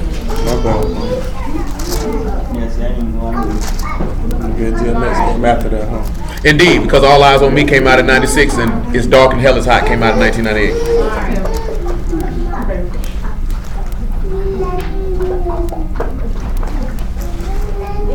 But I say that was based off his rape charge. And it's really more so the original statement was dealing with white judges. That he's sitting up there, he's the judge, and he's making determinations on people's life. And so that was the basis of the song and the phrase. You know what I'm saying? And after that, niggas just say it now on, you a sinner, only God can judge me. He just did. His word just judged you, clown. What's the verdict? Fine words if you don't get it right. If you don't get it right. Now the judgment is one or two things. Really just summed up in this: repent or die. That's the judgment. Repent or die. And the choice is yours. I hope you choose repent, personally. Go ahead. Hebrews 5 and 12. It says, for the time ye ought to be teachers, ye need that one teach you again, which be the first principles of the oracles of Elohim, and become such as have need of milk and not of strong meat. For everyone that uses milk is unskillful in the word of righteousness, for he is a babe. But strong meat belongeth to them that are full age, even those by reason of use have their senses exercised to discern both good and evil. So if your senses are exercised to discern good and evil, that means you can judge properly. If you ain't been using the word, clearly if you don't know the word, you ain't been using the word, therefore you can't judge. You know what I'm saying? You have to actually know the word to judge properly. Now I ask you this here. Some of y'all done seen situations where in the last 12 months where niggas was judging based off their emotions and not what this book said. I'm talking about live and in person, in the room. I ain't talking about like this. I'm talking about live and in person. And you done heard niggas render their opinion versus what that book actually said. You know what I'm saying? So when you find a nigga judging based off his emotions, then you see one or two things. Either this nigga trying to judge it to vindicate himself, or a nigga just actually don't know what the book say. You know what I'm saying? Right or wrong? Because that's the only thing nigga gonna do. Nigga, you gonna judge it to make themselves look good, or you don't actually know what it say. And I would say that 95% of people, and I'm being liberal with the 95%, because it's really probably about 98. maybe even 99, do not actually know what this book says. And I'm talking about people who claim to be believers in it, followers of it, and studiers of it. How you study the word for 5-10 years and still don't know what it says? I just heard a brother say this the other day. Then they said, how can you preach the word and you ain't never read it cover to cover at least once? At least once. How many of y'all done read every book and every epistle in this book? So we got 2 people in here. Ain't nobody else read the whole book.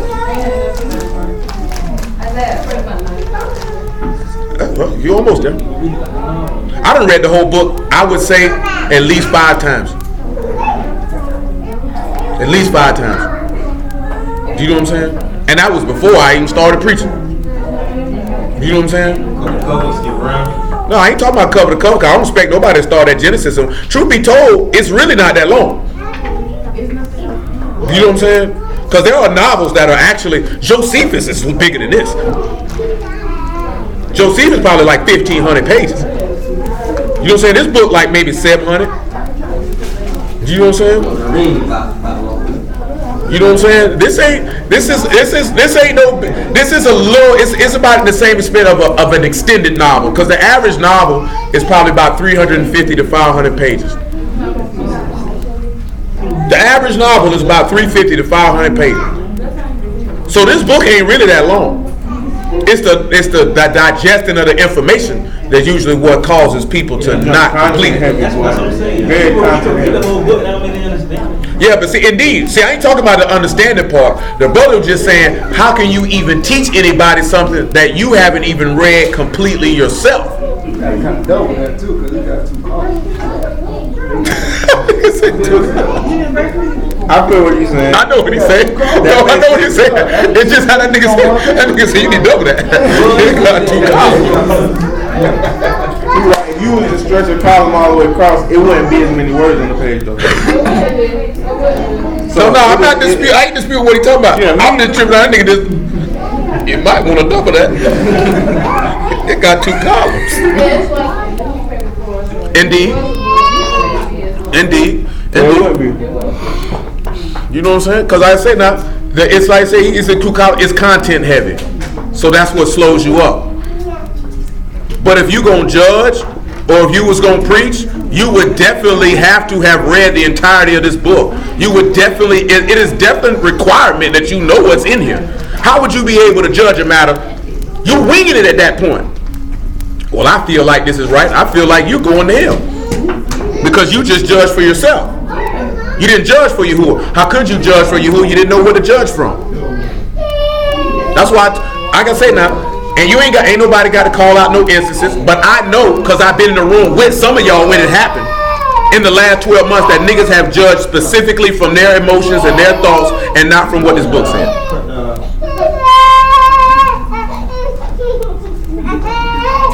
Come on back. Where we at? Exodus 22. We in verse 10. Yeah. So we ain't go too deep today. Some of this stuff you ain't got to go that deep on. We might revisit the thing with the ox, but we needed to get out of chapter 21.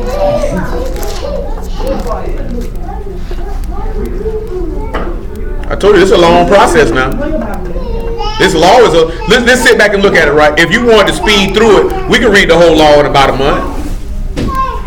Because when you see most Hebrews, when they say Torah portion reading, all they doing is just reading it. You know what I'm saying? So I'm going to give you an example. Give me Nehemiah 8, man. I give it to Lamar, though. Lamar, on his Torah portion, he was throwing. Yeah, I can't speak on that. Prophets and he was throwing prophets and some of the New Testament. Now I know most of them, they do Torah portion, they doing it like the white folks do it. Yeah. Nehemiah 8 and 1. So that's why they don't really get no explanation. Because the white folks just read it, and then they done. And everybody goes home. It said, and all the people gathered themselves together as one man into the street that was before the water gate, and they spake unto Ezra the scribe to bring the book of the law of Moses, which Yahuwah had commanded to Yasharal. And Ezra the priest brought the law before the congregation, both men and women, and all that could hear, with understanding upon the first day of the 7th month. And he read therein before the street that was before the water gate from the morning till midday, before the men and women and those that can understand, and the ears of all the people were attentive unto the book of the law. And Ezra the scribe stood upon a pulpit of wood which they had made for the purpose. And besides him stood Mattithiah and Shema and Ananiah and Uriah and Hilkiah and Messiah on the right side. And he put on his left hand Pedaiah, Mishael, Malachiah, Hashum, Hashbaddan, Hashbaddan, as Zechariah and Meshullam. And Ezra opened the book in the sight of all the people before he was above all the people. And when he opened it, all the people stood up. And Ezra, Baruch, Yahuwah, the great Elohim, and all the people answered. Why do y'all think all the people stood up when he opened that book? For reverence and respect, which is probably where them crackers get all that from, talking about all rise when the judge come in the courtroom. You know what I'm saying? Because they borrow liberally from the word. They opened that book up, all the people stood up. Go ahead. That's why they make you swear on it. I think that's their thing when it comes to that. Because he ain't never had to put our hand and swear on nothing. All you had to do was just look up in the sky and swear on his name. You ain't even had to look up at the sky. All you had to do was just utter the words, and that was enough. I was just saying in the sense of like, you got a Bible in the courtroom, so like what you was saying. Yeah, but see, that's not. They didn't take that from us. They just came up that on their own. What makes them think they're gonna be honest on the Bible? How people don't believe it? Niggas put their hand on that Bible and tell a good bold-faced lie. Cause I would've. So would.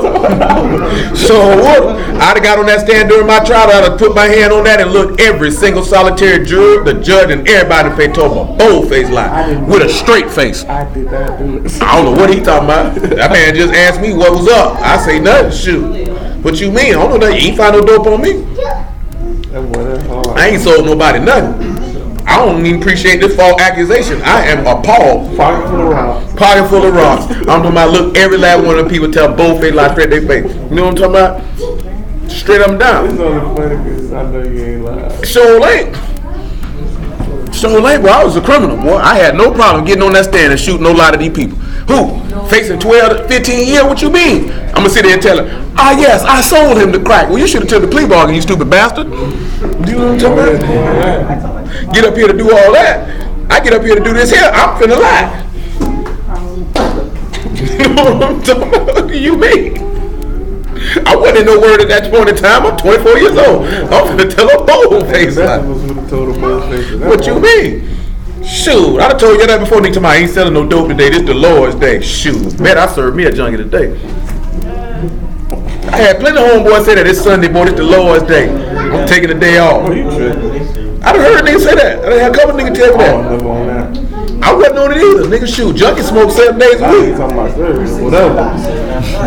So, just getting butt and been doing anything. Nah, but most niggas just felt like, you know what I'm saying? Nigga feel like they doing all that dirt.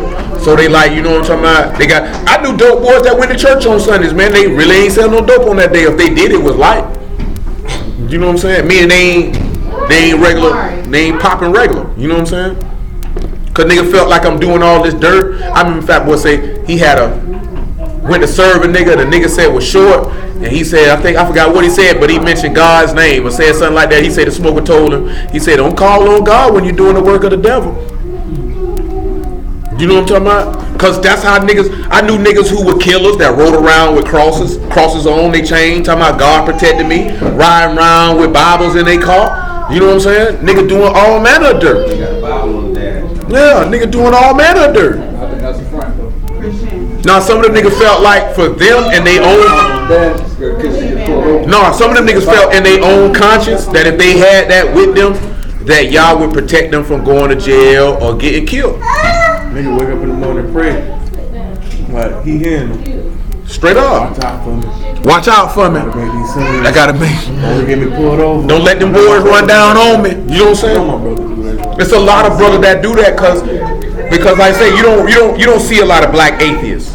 So no matter how we live, we believe in something, and no matter what we doing, we feel like that power is looking out for us, even if we wrong. You know what I'm saying? And people believe that, so when they actually come into the word, That's what the old folks did. whether it be Christianity or whether it's quote unquote knowing you a Hebrew, knowing you in the truth, or whatever the case may be, a nigga still feel like he gonna look out for you even when you wrong. You know what I'm saying? And the text does not support that. So then when you tell people that, they get offended. You know what I'm saying? And people get offended because everybody likes to blow smoke up people behind to make them feel good about themselves even when they wrong.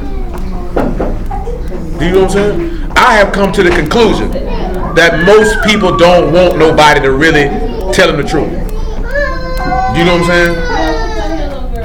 Even if it's not the most endearing words that they would ever want to hear. You know what I'm saying? People want to hear that. Nigga don't want, if your breath really stink, a nigga don't want you to tell you his breath stink, or he just hating. No, cause your breath really stink. I love you enough to tell you that you might want to get some Listerine, maybe some Scope. Maybe you might go see the dentist, man. Maybe he help you out with that. Maybe you want to buy a tongue scraper. But right now, I cannot stand. We're talking about this. Boy, I'm talking about there is no excuse at all for any grown person to ever have a foul odor about themselves if they have not participated in strenuous activity. But if I tell you that you stink, you ain't my friend. You like to say, nigga, no, nigga, I smell you. You know what I'm saying? You don't smell well. You don't. You be feeling like that when they feel like you trying to shine. You feel like you trying to shine on them. Nah, but if you come to the nigga, you know, hey, bro.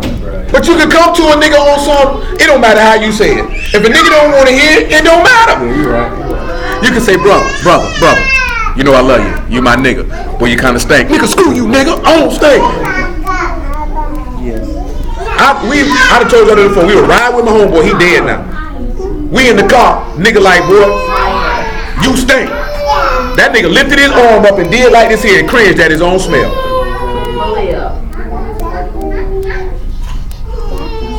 You know what I'm saying? But it's no different when you dealing with sin or unrighteousness. A nigga don't want to hear that. A nigga do not want to hear that. Oh, you was wrong for that, bro. You shouldn't have did that. No, nigga. No. I know I was right. Well, shoot, you were right then, my nigga. Why do you think they hated Mashiach? Because they were doing stuff and he was telling them the truth and they didn't want to hear it. What did we just read? He read in John earlier. He said, if you were Abraham's seed, I tell you the truth, as did Abraham, and yet you seek to kill me. Now I just use those two minor things to show that if you tell a nigga something like that, they don't want to hear it. So imagine if you tell them something real. How's a nigga gonna react? Come on, sir.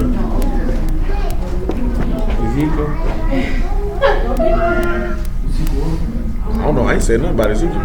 I definitely said Nehemiah. Oh yeah, I got that too. I don't know why I got them. What was that verse? We're about to open their book. We're at 6. Verse 6 to 8. Nehemiah 8 and 6. It said, Ezra, Baruch, Yahuwah, the great Elohim, and all the people answered, Amen, Amen, with lifting up their hands, and they bowed their heads and worshiped Yahuwah Elohim with their faces to the ground. And Yehusha and Banah and Sherebiah and Yamin and Arkub and Shabbatai and Hordijah and Manasseh and Kalida and Azariah, Zobadiah, Hanan, and Peliah, the Levites called the people to understand the law, and the people stood in their place. He calls the people to what? Understand the law. He calls them to what? Understand the law. So reading the law means absolutely nothing if you don't understand it. So they read the book of the law, and Elohim distinctly. Hold on. He calls them to read it. What? They read it what? The book of Elohim distinctly. And gave the sense and caused them to understand the reading. Hold on. When we look at that word distinctly, children, y'all making too much noise in here. That word for distinctly is parash, and it is a cause to make distinct or distinguish or to separate or to clarify. It also means to pierce and sting. Sorry. Go sit down. And also when it said gave them the sense, that word is sakel, and that is to cause them to understand it or to get the insight of it.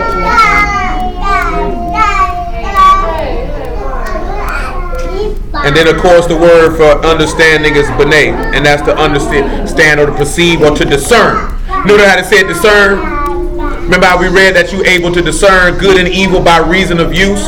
You cannot understand the text if you're not using it. So now let's go to Ezra 7 and 11 and see why Ezra was able to cause them to make it 7 and 9 to see why Ezra was able to cause them to understand it. It says, For upon the first day of the month began he to go up from Babylon, and on the first day of the 5th month came him to Jerusalem, according to the good hands of his Elohim upon him. For Ezra had prepared his heart to seek the law of Yahuwah. Hold on. So when you were seeing seek, what should you be thinking about?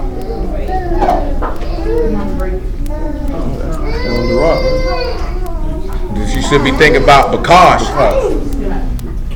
He prepared his heart to seek Yah, which means he prepared himself to sacrifice himself. Though you do have Darash here, though. Yeah, you got Darash here, which is sacrificing yourself to enter in through the door. So you preparing yourself to seek after Yah, or to open yourself up to Yahushua. Now when you got this one here, Kum, which is prepare, that is to establish yourself. Well, you know it's two different words, and Bakash comes up by 97% of the time. No, it comes up by 97% of the time. Now read that again, right? He prepared his heart to do what? He prepared his heart. So he established himself to seek Yahuwah. So sacrifice himself to get through the door. To do it, to teach it in Yahshua statutes and judgments. So he caused himself that he had to do it, which is, look at the three components of what he did to be able to cause to understand. He established himself, which means he got himself firmly rooted in the faith. He offered himself up to be able to enter in through the door, and then he sought to actually do it, which is the reason why he could be able to give them the understanding to make it clear, because he's actually exercising himself in doing the word so he can tell you what's good and what's evil. And individuals are not doing that. Come on back to Exodus chapter 22. And where we at? Verse 10? No, we in verse 10. It said, if a man deliver unto his neighbor an ass or an ox or a sheep or any beast to keep, and it die or be hurt or driven away, no man sin. Hold on now. Now if you deliver somebody to hold something and it dies, or is run away or is injured and nobody see it, let's look at what it says. Then shall the oath of Yahuwah be between them. So now you got to make a vow. You got to swear to Yah about this. Go ahead. That he have not put his hands into his neighbor's good, and the owner of it shall accept thereof, and he shall not make it good. So guess what? You're going to accept that oath. And that oath is the word shahuva, and that is an attesting of innocence. So when you're making this oath, this person is attesting to Yah that they innocent, therefore you won't hold them guilty for this. Go ahead. It says, and if it be stolen from him, he shall make restitution unto the owner thereof. Now if somebody came and stole it, regardless if you had a part of it or not, you got to pay that person back for it. And if it be torn to pieces, then let him bring it for a witness, and he shall not make good that which was torn. Now he say if it was torn in pieces, what do y'all think that is when he talk about torn in pieces? Got ate, ravished. Something came and tore it apart. Something came and rendered it into pieces and tore it apart. He say if that happens, then he doesn't have to pay for that either. Go ahead. It says, and if a man borrow aught of his neighbor, and it be hurt or die, the owner thereof being not with it, he shall surely make it. So if you borrow something of your neighbor and if something happened to it, let me get the word for art right here though, because that's in italics. So, and that's just a friend or a companion or another person or a fellow citizen. The word is ra.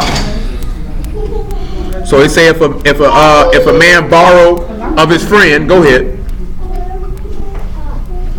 of his neighbor, and it be hurt or die, or the owner thereof being not with it, he shall surely make it good. So if the owner wasn't with it, you got to pay for that.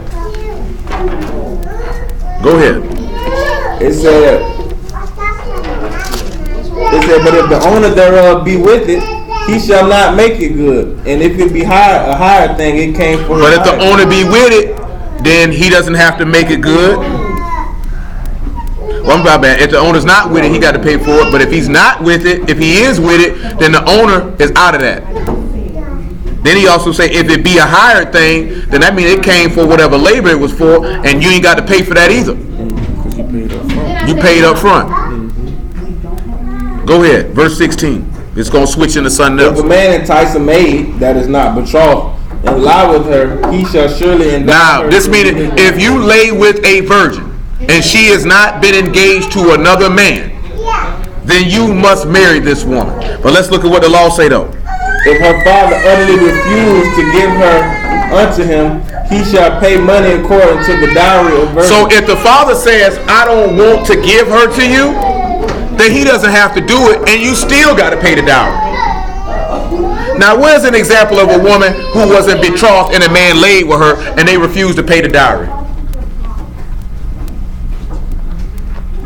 Does anybody know where we can find that? Endowed what? A woman who is not betrothed and a nigga laid with her. Oh, Donald. Let's go Genesis 34 and verse 1.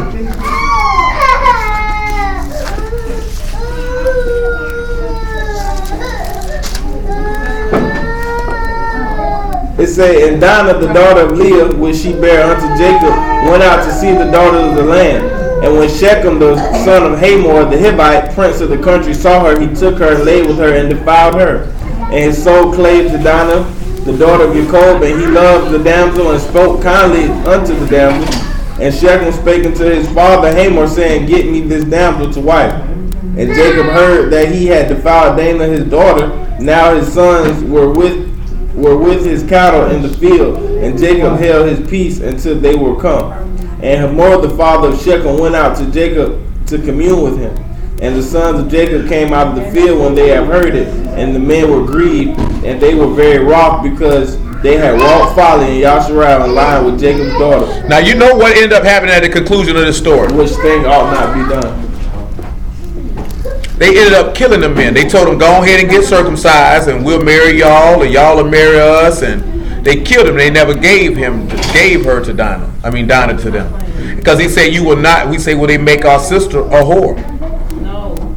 So if a woman who is not, then this is the power that a man had over his daughter. If this woman wasn't engaged to another man and you laid with her, he could tell you plain as day, no, you can't marry her. No, that's not going to happen. And you still gonna pay this dowry money. You know what I'm talking about? Because you ain't had no business touching her. But when she had to get dealt with, she paid her. No, she didn't play the whore in her father's house. You just seen that with Dinah. She was not an active participant in that. But that's it. She got raped. That's not that she got raped. Nigga went ahead and might have talked out some butt. But either way it goes, you can't. Because she wasn't. She still gave it up regardless. I mean, but there's certain instances though they don't fight that. You know, the book tell you that. I was just saying. The book tell you don't to kick, scream, and fight. What? They don't tell them about it other than her saying no, don't do it. In another place in Deuteronomy. Oh no, you saying with the rape? Yeah, with rape. You know what I'm saying? She wasn't engaged to this man. He laid with her. The only reason I thought he got to marry her now. You defiled her. Yeah, you defiled her. She unclean. You done put your bodily fluids all in her. She was a virgin before you touched her. Yeah, because I thought we was reading the Exodus where it was saying. Yeah, it say if a man entice a maid that is not betrothed and he lied with her. Right, she got enticed. That means she was willing. Yeah. He offered. She took off. This man snatched and grabbed. I'm just asking. Nah, he didn't even snatch and grab. It don't tell you that. See, to be naive, entice, deceive. You know what I'm saying? So that ain't no different than the serpent deceived Eve. The book tell you that. Yeah. Say Adam wasn't in the transgressing of woman and being deceived. I mean, she did, but you did it under false pretenses. That was wrong. You know what I'm saying? So he's not holding that woman to that point of she being killed because you did it. You deceived them in doing so. This is a lot. Some of y'all probably nigga done talked out your butt. You didn't come in here with intentions on giving up no butt today, and that nigga flim flammed you right on the bottom of her. And some of you niggas, woman has laid with a man that's already known she gonna get up. No. I'm not talking about you giving it up. I'm talking about you ain't come here with no intentions on giving up no butt. Some of you niggas done enticed the maid out of her butt. Some of you niggas done flim flam somebody out their butt. I think all my encounters were pretty much. Pretty much. No, we talking about offer, nigga. Let's just make it simple. You understand? Ransom game. Cause that's what this is talking about, nigga. The ransom game.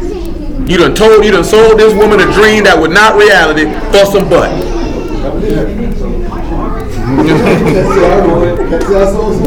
You know what I'm talking about? Red game? Cool. Every now and then. Look, you know how that boy jaw lock up. Well, that's okay. Oh, every now and then. Sometimes it's required. Sometimes it's not. Alright, I can roll with that. You know what I'm talking about? But that's what it's saying. Meaning this woman was gullible, naive, and she would deceive. Nigga ran some game on him. You know what I'm talking about? So in that instance, he ain't holding them accountable for that. So what would be considered your daughter playing a whore in your house? She wasn't enticed. Nigga, what's happening? Nigga did not deceive you. A nigga did not beguile you. I mean, but that's why I'm being serious. Cause like I'm being serious. The servant beguiled Eve. So that means he deceived her, which means he enticed her. He told her a bold-faced lie. You shall not surely die. But you saying the whore going out looking for them. Hey, that man, there ain't nobody entice you, beguile you, deceive you, or nothing. Yeah, she on the corner. Yeah. The good man is gone. Making sure we was on the same page. Yeah, he said they open their feet to everybody that passed by. That mean you. But that word entice was wide open. That means Yeah, but that means that the word is used for. But you know, there's multiple meanings. But then go down further. I read all of them for you. yeah. I don't see a difference. It's a difference. The word I'm is. just trying to make sure I got it. Listen, the word is patha. It means spacious, be open, be wide, to make spacious or open wide, to be simple, entice, deceive, persuade, to be naive, to be open-minded, to be gullible, to seduce. And that's what Satan did. Regardless that Eve was a participant, the text says she was beguiled. So that means she was enticed. You know what I'm saying? So when this thing here saying that she is enticed, you know what I'm talking about? See, the example of rape we gonna get to when we get to Tamar and her brother, because she protested that. She wasn't persuaded. She wasn't beguiled. That nigga came in there and took something. Totally different scenario. Two totally different scenarios. Yeah, that was David's son. Raped his own daughter. Go sit down. Go ahead. 22 and 16 and 18. 22 or 18. Well, I'm just sitting here telling you though. Hold on. According to this text though, she's not a whore, cause she was beguiled. She was enticed, persuaded, and deceived. According to this text, she is not a whore. So, what I was saying was that I do go up to a chick and be like, "What's up with that butt?" That's not deceiving. She say, "Yeah." That's not deceiving. She's a whore. She's a whore. Yeah. That's how you approach a whore. But he's saying the word for the That's not really entice. game at all. But the word for entice is to persuade, to deceive, or to seduce, which means you had to use some manner of lies to get this person to do something, which is what Satan did. Go ahead and get me 2 Timothy. He broke it down, bro. 2 Timothy 2 and 13. No, we're not refuting that. That was never part of our No, and she never said no. I feel like she's playing father and But that's how you feel. But does the text say that? You're right. Because you can get tricked. If you got tricked, you got tricked. You got tricked. Get tricked. You can get tricked, bro. You can't. It is your fault you got tricked, but at the same time, it was a trick. Because at the end of the day, Donna was tricked, and Donna was not held accountable. Donna was not held accountable. That ain't no different than Satan tricking us versus we doing willful. Satan was wrong. No, Jacob just didn't want him to kill him because he didn't want no beef with that nation.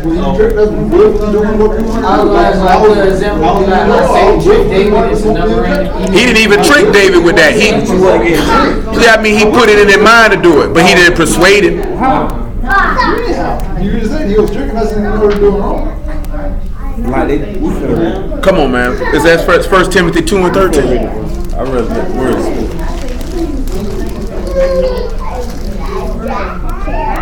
Because the instance we're reading about is not willful whoredom and it's not rape. 2 and what? To make sure that's what I want. 2 and 12. 1 Timothy 2 and 12. It say, but I will not suffer a woman to teach nor assert authority over a man, but to be in silence. For Adam was first formed, then Eve. Adam was not deceived, but the woman being deceived was in the transgression. Now let's go back and look at Genesis chapter 3 and let's look at what that woman said in that situation. Because she said the serpent what? Beguiled me. He lied to me. He seduced me. He enticed me. He persuaded me. But she was still in transgression. Yeah. But at the point of the matter is, she's not considered to be a whore. She's not playing the whore in her father's house. She got tricked. They never say that you went and no, it's no fault on you. That's what he said. He said she wasn't held accountable for that. It's forfeits. That means meaning that she's not held accountable. Meaning there's no judgment to be executed upon her. She can't be stoned for it.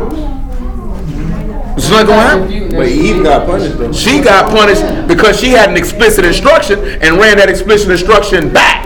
Yeah. Nevertheless, she still was beguiled and deceived. Now with this maid, nigga done talked you out your butt. Nigga can come tell you, I'm betrothed to be your husband. Yeah. And I guarantee that's probably what nigga was doing. I talked to your daddy. At the same time, you gotta wait to the wedding. You gotta wait till that paperwork right. I mean, guess what? But and not really. You ain't gotta wait. At the same token, though, you ain't gotta. There's no wedding to have. If this nigga tell you I done paid the dowry, Where the paperwork at? you know what I'm talking about? Dowry paid. The dowry paid. She's So trying to get the token from the sheets. So when you look at the dowry paid, when you're looking at the dowry paid, but listen to me, when you're looking at the dowry paid in our society, she already your wife. Now it's just a set period of time before you actually consummate the marriage. You know what I'm talking about? Because once you pay the dowry, that's your wife. And I'm sure you get written documentation on the dowry. With the dowry written. So where's the paperwork? I mean, she's not. But see, again, you think again, you looking at it in Western time period. That woman's not going to ask for no covenant. She's not even going to speak on that or ask for that. That's not her place. She's not going to ask, where's my marriage license? That's what 2017 people do. And that's not what ancient people would have did. I don't see that. They would have did that. Yes, sir. And be like, hey, Yeah, in that culture, she wouldn't have asked. In that time, she wouldn't have asked. let's go. Yeah, she would have went. I think she'd have asked the pops first. No, she would have went. You made sure something was correct. So She would have went. So I want to be betrothed. But that's why it's here. Clearly, that's not the case. That's I'm telling you, she Why it's would have here, bro. went. Clearly, that's not the case. She would have It wouldn't went. even been in black and white. Clearly, they was getting swindled for some money. Clearly, No ass, no tail policy. swindle. 3 and 12, swindle. I can't say all of them was doing that. And if he put that in there, niggas was getting swindled for money. I feel like those women were dumb. That doesn't change that. It just said it was. They were gullible and The naive. definition said, it said simple, naive, dumb, got tricked out your butt. Shame on you. Straight up. 3 and 12. Yeah, but that was paperwork. Our culture, we had It paperwork. was definitely paperwork. Our culture, they wrote it down. It say, and Adam called, what you said, 3 and 20? Yeah. And Adam called his wife named Eve because she was mother of all living. You at 2 and 12, I believe. Go ahead, man. 3 and 4. Confirm. It say, and because she was the mother of all living, unto Adam also and his wife did Yahuwah make coats of skin. Back it up to about 8. Because she going to say the serpent It beguiled. say, and they heard the voice of it's 13. I read 12. It say, and the man said, the woman who gave it to me, she gave it to me of the tree, and I did eat. And Yahuwah said unto her, the woman, what is that thou hast done? And the woman said, the serpent beguiled me, and I did eat. And so she just sat back and said, you got God, you simple-minded nigga. But see, her problem was, you knew, and you ran it back. But nevertheless, as Paul stated, because he had to say what the law said, she was in the transgression, being deceived. You know what I'm saying? Was Donna in transgressing? Yeah. But she was deceived. You know what I'm talking about? This woman ain't been betrothed under you. You ain't had no business touching her. So the onus is really on forth on the man because you came with deception and lust in your heart in this. She ain't asked for that. And her just being simple, just with, like we gonna get to it because I just seen some brothers arguing about that because ain't no rape in our culture because that nigga That nigga took his little sister butt. And there's a part where it say if she protests, because his sister said, no, don't do this. This type of folly ain't to be done in Yasharal. That's all she said. After that, she didn't kick, scream, and fight. Then she told him your first folly, your second folly was worse than your first one. Because now you done defiled me and talking about, be gone from me. You could at least took care of me. You could at least took care of me and took my butt. That's rough right there, man. Come on, man. Verse 18.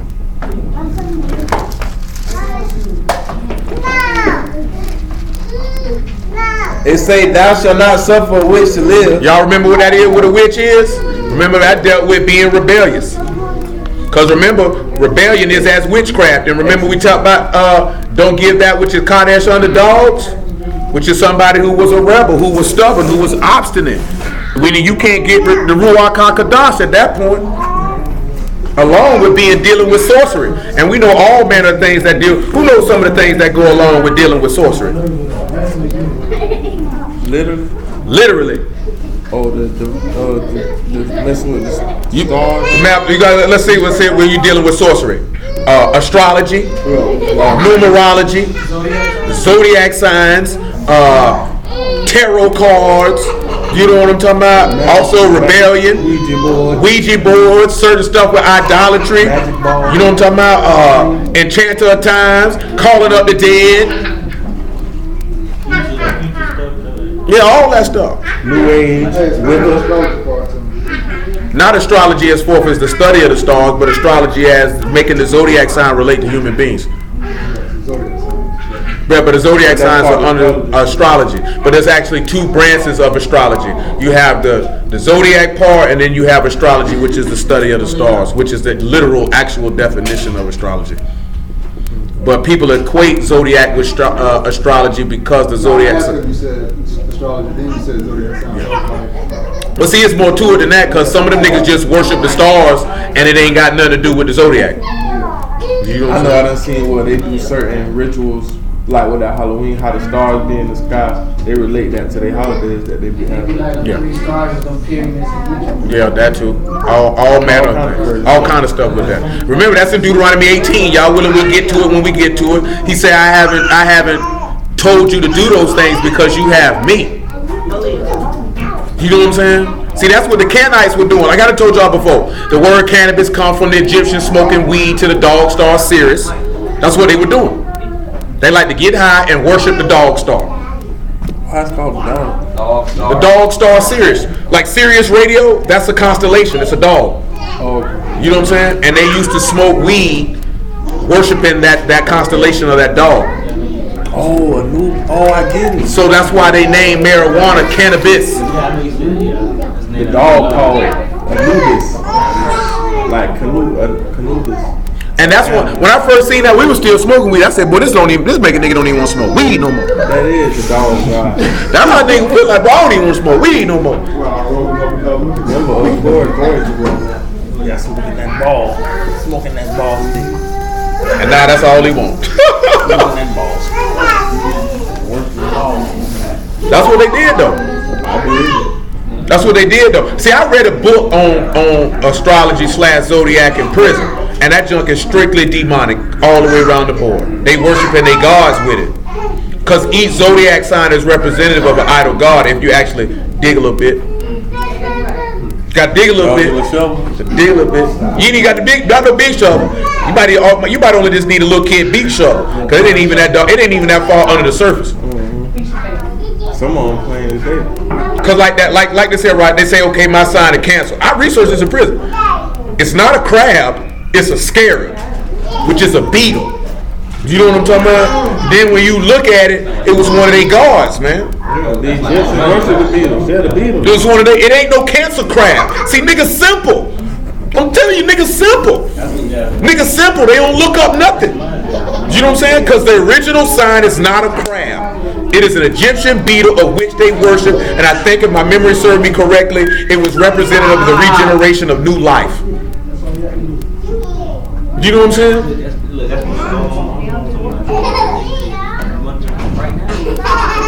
I had somebody in the car, she said, I can tell you what sign you are. I said, knock yourself out.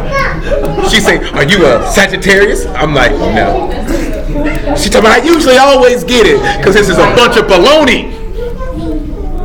If you stupid enough to think your personality traits are conducted by the sun, moon, and stars, I do have some beachfront property to sell you in the middle of the desert. You know that centaur. One of them is centaur, ain't it? Yeah, that's whatever that one it is. I can't think of the name of it. I can't remember it either. One of the Yeah, that's the half man, half no, horse. that's a god. That's Greek. That's Greek. Yeah. It's called a minotaur. Centaur. Centaur, whatever it is. Minotaur. Yeah, minotaur. Oh, that's dumb. Like you said, I know Bruce who keep the word and say the zodiac real. So you mean to tell me Yahuwah ain't got no power over your personal traits? Because if you got the word in it, how is the stars dictating your personality? You can miss me with that. Sell that to somebody else. I'm not purchasing it. Yeah. And you can wake up in the morning and read about like y'all ain't got no saying in your name. Nigga wake up. Matter of fact, give me Isaiah 47:1. Sure. Nigga told that like that's really what's gonna happen today. That junk trash, man. 47:1. What Mari got going? Oh, his Moses coming in. Oh, his teeth coming in. He bit one in the butt. That ain't no excuse for y'all to get the butt coming. Because that junk hurting his jaw. You said 47 and 1. 47 and 1. It said, "Come down and sit in the dust, O virgin daughter of Babylon. Sit on the ground. There is no throne, O daughter of the Chaldeans, for thou shalt no more be called tender and delicate. Take the millstones and grind meal. Uncover thy locks.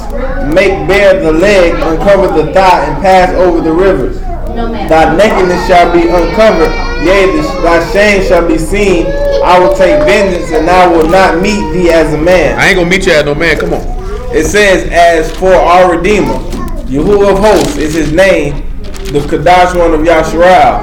Sit thou silent and get thee into darkness, O daughter of the Chaldeans, for thou shalt no more be called the lady of kingdoms. I was wroth with my people, I have polluted mine inheritance." Oh, drop down to verse 13. That's what I want. Verse 13. It says, "Thou art weary in the multitude of the councils. Let now the astrologers, the stargazers, and the monthly prognosticators." You know what a prognosticator is? Prognosticators. Y'all know what that is? No, it's not really not. It's usually used in sports if you watch it a lot. A prognosticator is someone who predicts something. Predicts something.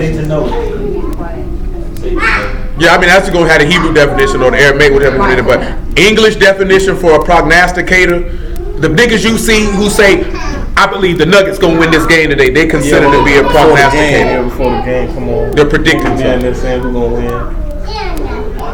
Fortune teller, if you will. Go ahead. "The prognosticators stand up and save thee from these things which shall come upon you.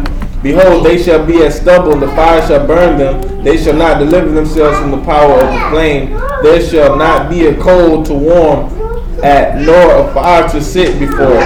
Thus shall it be unto thee." Now notice what he said that good. He said, "Now let your astrologers and your stargazers." Now when you look at astrologers, that is somebody saying Havar. Divination is something totally different. That's to be an astrologer or a horoscopist is what the definition is. And a stargazer, that Hebrew word is kozeh, and that's a seer or a vision. When you're dealing with divination, that's somebody dealing with calling up spirits. Yeah, divination and a stargazer and an astrologer are two different things. Because an astrologer, according to Hebrew, is dealing with horoscopes, things of that nature, of which we don't deal with. You know what I'm saying? That's in our law. That's in Deuteronomy 18, starting at verse 9. We don't deal with that. Do you know what I'm talking about? He said, "I have not suffered you to deal with any of these things." That's what Yah say. You know what I'm saying? See, and that goes back to mixed wine or mixing wool and linen, mixing righteousness with flesh. You can't take the stuff of this world and mix it with Yahuwah and make them work. Because Yahuwah is going to reject you, because he's going to say you're lukewarm instead of being hot and cold. And since you're lukewarm, I'm going to spit you out my mouth. It is what it is. The word say what it say. You can do what you wish. You can do what you want. But you're going to have to answer to Yah for it. You ain't answering to me. Because I'm going to go with this text say, and I'm going to say what the text say. Because I done bet some brews, they done got upset. I believe the zodiac affects people's behavior. And I believe you're an idiot. And I have a right to that opinion. Do you know what I'm saying? God know full well ain't no star in the sky affect me at all. Nigga talking about, oh, when the moon come out, the moon just out, nigga. What you mean? He told you don't be dismayed at the signs of Shamahim because the heathen are dismayed at them. And when we start doing stuff like that, you violating the text. You know what I'm saying? It is what it is. Y'all say what he say. Let his name be praised and let all righteousness be ascribed to him. Now let's come back to Exodus 22. That's what I say. Let y'all's word be praised. Y'all's word is right, true, and exact, and righteous altogether. Straight up and down.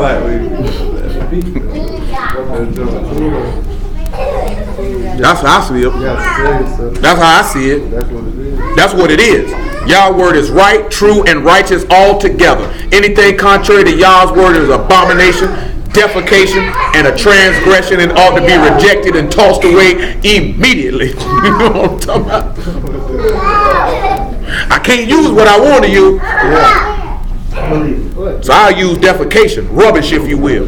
You know what I'm saying? And it goes back to this here. Nobody cares about your feelings. Nobody cares about what you want. Nobody cares about what you think, right? Because it's about y'all. It's not about you. You know what I'm saying? And that's what they got to sit back and look at. It is not about you. Nobody cares what you want. Nobody asked you. Nobody's concerned with it. Yah is righteous. He say he teach you the things that profit in the way that you ought to go. So if he say astrology, prognosticating, divination, enchanter of times, you know what I'm talking about? If he say that's wrong, then it's wrong. You know what I'm talking about? If adultery and lasciviousness and stealing and breaking the Shabbat is wrong, then it's wrong. If he say murder or hating your brother in your heart without cause is wrong, then it's wrong. Ain't no ifs, ands, or buts about it. It is what it is, man. Come on back. I see it. If he say it wrong, it's wrong then. Don't be trying to figure out how to make it right. Just leave it alone. Where we at, man? We start right there, man. We good. Praise y'all for the word, man. We start right there, man. Ain't no sense. We about out of time, man.